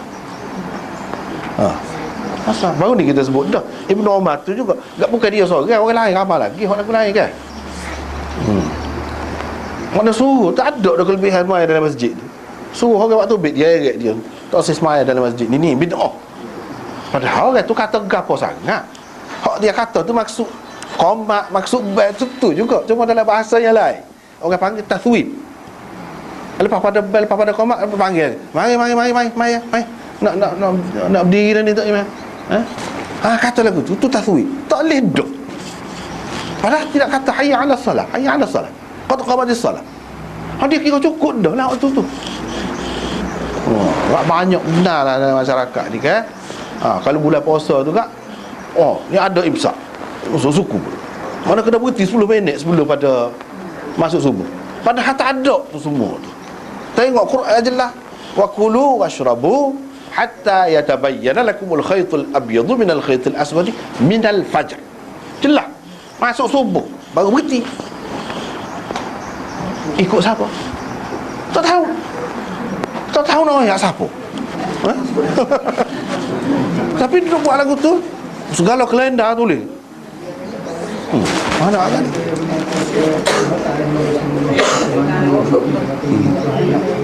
Ada dah. Hak tu maksud daripada masa dia sahur dia rapat benar tu. Dengan sahur tu kadar tu je. Sebab dia makan rekah kan buat tambah gitu je. Sekadar tu. Dia nak ayat alah ke hujung tu. Bukan alah ke sebelum. Alah ke sebelum tak ada. Dia pakai hak sebelum ni hak sahur tu dia alah kelewat lebih molek. Kalau kita nak cermat lah takut-takut masuk dah subuh. Hak buka puasa apa tak cermat kata. Pelewat sikit. Jadi Syiah lah tu. Nah. Syiah memang dia pelewat. Buka puasa. Apa nampak vital baru dia buka puasa. Jatuh tari dah. Kita kata summa atimmu siyama ila al-lail. Malam tu start bila? Jatuh matahari malam. Minum mana ada royak bila nampak vital? Nah. Baru buka puasa. Bila? Ini semua ni ngada-ngada. Tak ada. Menyusahkan. Ayah saya dulu sengaja dia. Kapung tu. Royak dalam ni. Copong ni. Mikrofon ni dah. Habis dah ni.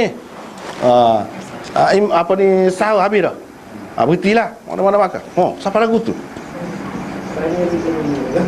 Jadi orang tua ni sengaja dia makan. Dia nak ajar bukan lagu tu. Tak betul. Itu termasuk dalam bid'ah tu. Menyusahkan orang. Bukan nak ajar nak Tak boleh kata kalau makan sebelum pada tu, tak boleh. Tak, cuma nak ayat hak dia. Nak makan awal pun boleh juga tak sahur tu.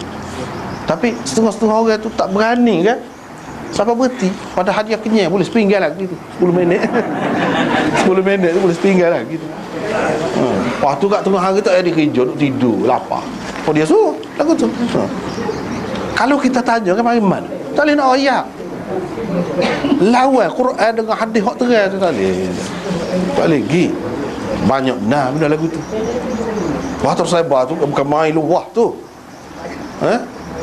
Seluruh Malaysia. Kita pun tak faham juga. Ambil mana?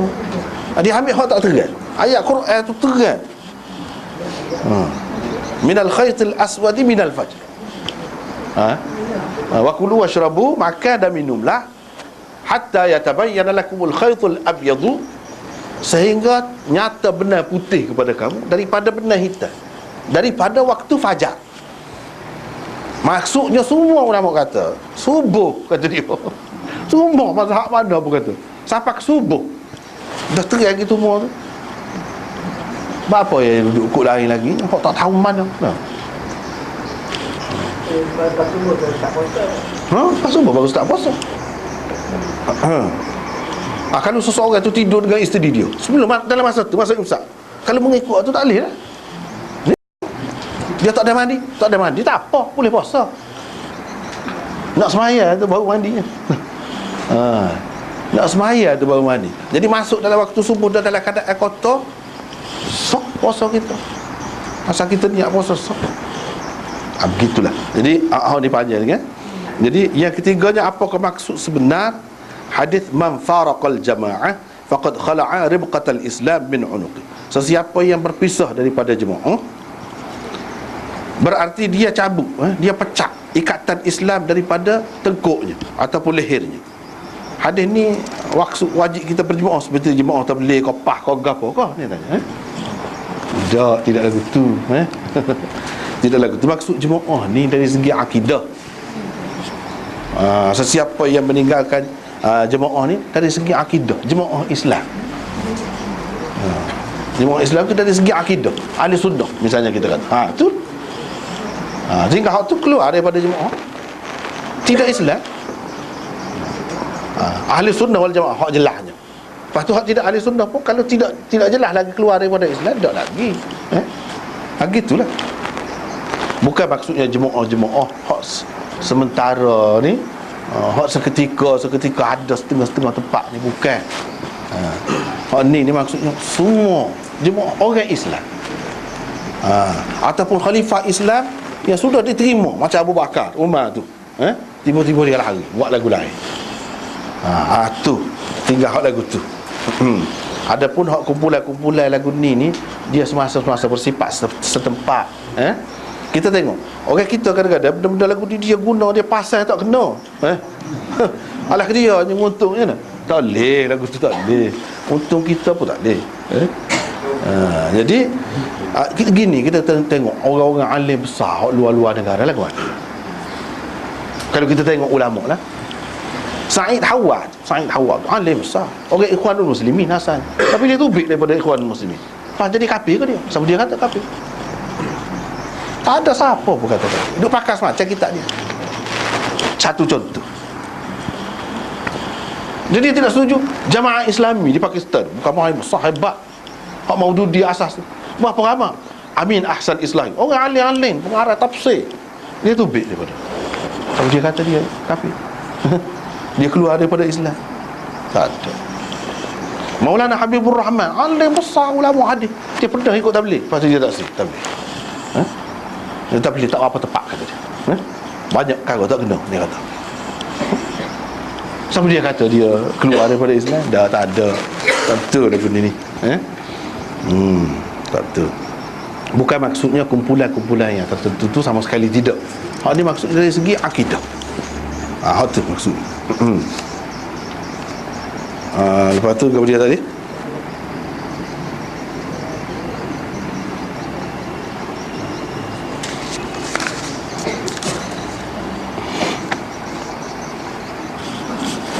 Tadi dah ni. Apa dia tadi selepas tu?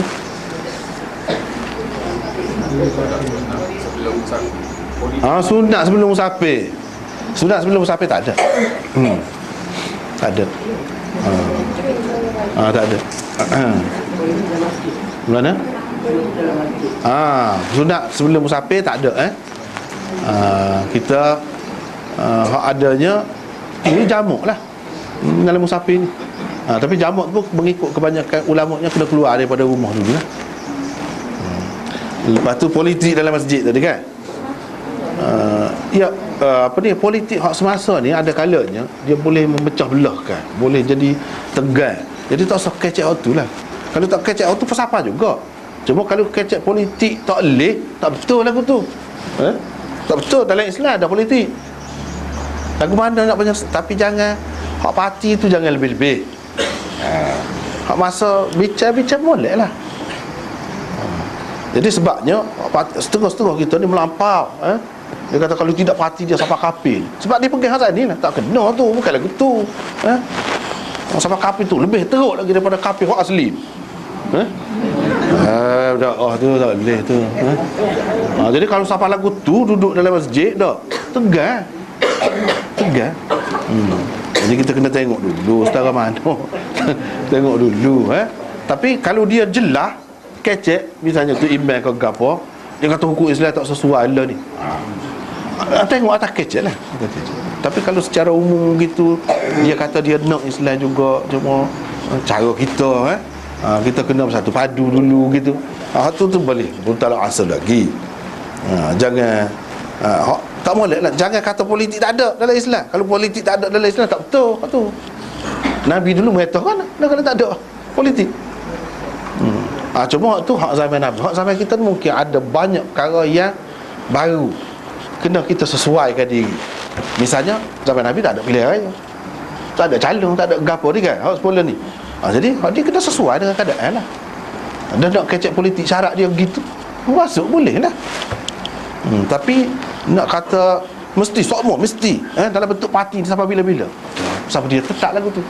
Katakanlah kalau parti dia tak ada, semua diharamkan, jadi politik tak ada lah. Politik tetap ada umat Islam ni sampai bila-bila pun tak ada parti dalam bentuk lain pula. Cuma jika perlu dalam bentuk parti dalam masa ni, ya setara tu je benarnya. Jadi dalam masjid banyak-banyak tak usahlah royak betul. Kalau kita royak betul tak apa, siapa juga maksud. Ada kala ni dia jadi tegang dalam masyarakat kita ni. Kalau hak ni tak usah royak betul, setara mana pun tak betul. Susah juga kalau lagu tu. Kalau hak ni betul berlaku, tak boleh lagu tu kan. Tak boleh. Begitu tak kena. Siapa ta'assub tu tak, beci tu tak. Kau kerajaan tu siapa kata proton pun tak saya pakai. Tak ada kena mengena tu. Tak ada kena mengena. Kurang-kurang kita pun mana baik dengan orang lain tu. Kurang-kurang kita pun. Benda ni bukan senang. Kita kena terima kasih juga, kenal juga orang-orang yang berjasa kan. Kok mana-mana pun kurang lah. Mana umat Islam semua Malaysia ni terutai budi dengan teku drama tu. Kok mana-mana pun biarlah dia kurang kok mana-mana pun. Tu kena terima. Boleh duduk setara ni. Kok mana-mana pun biarlah dia kurang, mudah-mudahan Tuhan ampunkan dia. Dia jahil, biarlah. Kok mana-mana pun dia telah buat sesuatu. Dia kacak kadang-kadang pelik tau. Mudah-mudahan Tuhan ampunkan dia. Jahil. Lepas tu kita kata apa-apa hak jahil jadi pemimpin, apa mana hak alim jadi pemimpinnya pula. Tu masalah. Ni masalah politik. Sebab tu kalau pergi dia jauh tak sudah. Hak sudah berlaku, dah takdir Tuhan buat sejarah ni, mereka melalui itu kedudukan. Lepas tu kita kata apa tak boleh kata Dr. Burhanuddin, tanya orang putih lah tu apa dah. Jadi benda ni idealisme kita tu duduk belakang. Kenyataan lagu mana kena terima lah tu. Baiki atas hak tu. Tak sempurna, sempurnakan. Itu tanggungjawab orang kemudian lah. Setara tu je.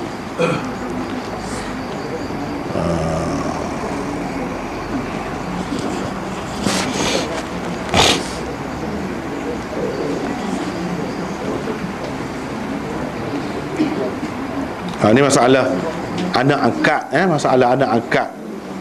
Dia tidak jadikan anak tu sebagai anak susuan. Jadi anak angkat ni ambil kecil ke, ambil besar ke, dia serupa dengan orang lain. Hak benda kena jaganya, kena jagalah. Lelaki ke perempuan tidak disebut di sini. Tak caralah. Lelaki ke perempuan dia kena beza. Dia tidak boleh buat sepuluh anak sendiri. Tak boleh bandkan anak dia tu kepada dia, lelaki tu misalnya. Tak boleh. Salah lah betul. Kecuali kalau ada masalah besar, mungkin keadaan payah. Dalam keadaan asalnya, keadaan asal tak boleh. Ud'uhum li'abaihim, kena panggil, kaitkan seseorang tu dengan ayah dia, bin ayah dia. Hak tu kena terima. Lepas tu dari segi aurat, dari segi gapo ni, kena jaga. Dari segi pesaka gapo tak ada kena mengena. Tak ada kena mengena. Anak susu pun tak ada kena mengena. Masalah pesaka ni dia ada. Terhak tu. Walaupun dia boleh dari segi sentuh, dari segi gapo aurat, tetapi dari segi pesaka tidak. Ni kalau pula anak angkat. Jadi semua tak ada. Jadi adanya kepada dia kemudahan ini dia dapat daripada kita. Kemudahan kita tolong dia, boleh pahala dari segitulah. Dan angkat-angkat ni ada, tidak salah mengikut sunnah. Nabi ada anak angkat dia, namanya Zaid bin Harithah. Dia sayang sangat kepada anak angkat. Maklum. Jadi angkat-angkat ni ada. Mau angkat kau mau tak apa tu. Tapi kena jaga patah-patah dia lah. Itulah Assalamualaikum. Dia akak sekolah tu bahaya tu tak boleh kan. Tu tak salah.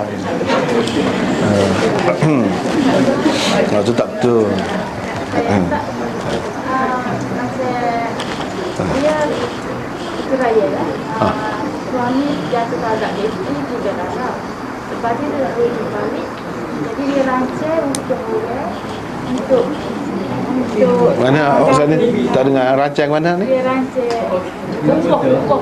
Oh, macam dia buta. Orang kahwin isteri dia 2-3 hari, kata saya balik nak nikah dia, ada kepada besar. Dan dia balik baikkan isteri. Setelah dia upah dah kahwin ni. Itu masalah fiqh lah. Kalau mengikut jumhur ulama tak sah.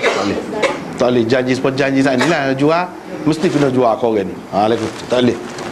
Jadi dalam hadis memang dilaknat muhallil dan muhallal lahu. Nabi kata dilaknat. Muhallil tu orang yang menyebabkan jadi boleh nak nikah semula. Tapi dengan perjanjian. Dengan perjanjian. Mana dia bila nikah, sehari dia tak ada duduk sekali pun saja yang akad nikah tu, dia cerai apa dia tu. Tak boleh. Itu dosa besar buat kerja lagu tu. Tak boleh. Dan tidak sah mengikut jumhur ulama kalau semata-mata akad. Kecuali kalau dia sudah bersetubuh dengan suaminya baru tu, itu masih ada khilaf. Tapi jumhur ulama tetap mengatakan tak boleh. Setengah-setengah tu dia kata tak apa. Sebab dia rancang tu. Sebab dia rancang tu. Kalau dia tidak rancang tak apa, memang boleh lah. Klik baik tu. Tak nak saja ke. Perkahwinan tu sebab tu ada khilaf lah tu. Kita kata tadi kebanyakan ulama kata tak boleh. Perkahwinan tu sah lah. Sah. Perkahwinan sah. Tapi dia tak boleh cerai bini dia. Enggak sama dia nak. Tu lelaki hak asal tu, dia upah tu dia nak suruh cerai lah.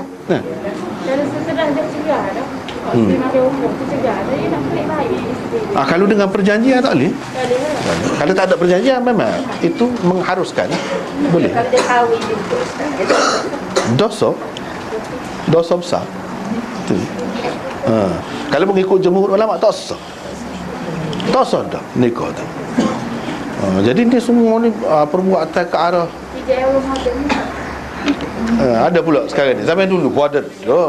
Ada zaman dulu. Jadi tak boleh. Tak sah. Ambil hak tak sah lah.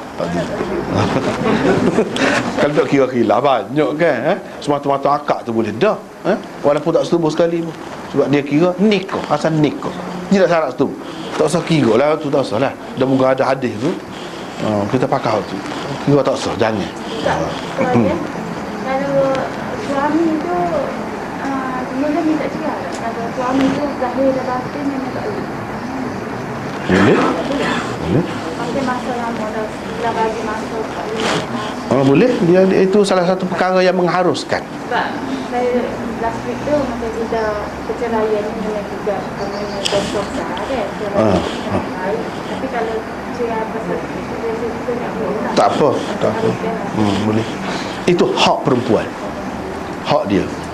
Boleh kalau dia bicara dengan suami dia. Kalau suami dia cerai, selesai lah. Kalau suami dia tak sah, dia boleh mahkamah. Pasah lah. Boleh. Melalui mahkamah dia boleh batalkan perkahwinan itu. Dan itu hak dia. Itu hak dia. Jadi si suami tak boleh lah kata gana-gana hak dia. Tak boleh. Kalau dia pegang juga dosa. Kalau dalam keadaan bini dia nak lagu tu. Sebab dia tidak boleh bagi. Lepas tu kita kata sia lah. Itu cerita lain. Ini masalah hak. Masalah hak. Kalau dia nak korbankan, itu lain lah. Tapi menderita kalah lah kita kata. Sepanjang hayat tu kalau tak boleh anak sama. Sebab ada oleh mana saya tak boleh nak beri masa saya nak oyak tu saya tak boleh nak beri pendapat sejulah untuk saya takut nanti saya bagi pendapat pisau takut kita boleh kosong Dah memang dalam kitab-kitab sebut gitu. Boleh. Cumanya simpati lah kan. Begitulah. Kena ada lah tiba rasa mungkin dia pun siapa dia nak lagu tu. Kalau asal tidak boleh berlaku begitu kan. Boleh berlaku. Jadi timbang rasa lah bubak ke Azad Sani pun kata setelah ikhtiar semua tu kalau dia nak memang boleh. Hak dia boleh. Satu lagi Ustaz, ada satu panjuran bola dia buat begini lah. Daripada hasil duit tu dia buat sebagai hadiah. Katakan bulan pertama benar dapat 1, bulan kedua dapat 50 gitu kan. Dan mari kalau Ustaz kata benar tak ada itu dia kata. Dan amalan dia masa di Mesir tu kata mesti satu masa sekian tak bayar juga. Tak bayar lah. Sebagai nak mengelakkan benda tu. Kata mana? Ya betul juga. Itu satu pendapat juga. Betul juga. Dia panggil muhallil lah tu. Supaya dengan hak nikah ni muhallil juga dalam istilah hadisnya. Ada satu golongan yang tak bayar apa satu tu, dia kena masuk juga. Itulah dipanggil muhallil juga. Supaya dengan hak tadi, hak menghalalkan nikah tadi muhallil juga. Molek kalau buat lagu tu. Tapi kalau tak buat lagu tu, kalau tidak ada perjanjian, tidak ada gapo dengan persetujuan gitu, kalau tidak ada mudarat, tak apa. Tidak dikira judi.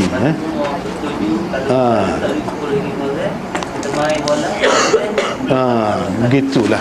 Tapi hak semolek tu tak salah. Nak jaga nak jaga khilaf tu. Hak semolek tu tak salah. Hak ragu-ragu gitu. Ustaz, terima kasih Tuhan. Terima kasih kepada pemirsa. Terima kasih pemirsa yang mana? Itu terima kasih pemirsa. Itu bahasa balaghah tu. Sebab Nabi kata itu bukit yang aku kasih kepadanya. Dia kasih kepadaku. Itu ada juga dalam hadis, tidak salah. Balaghah. Bahasa balaghah. Tidak salah. Kita dan kita berarti ada yang berniat timbakan rantai. Dan maka boleh kita dengan saya. Terima kasih kepada Ustaz dan kepada teman-teman yang ada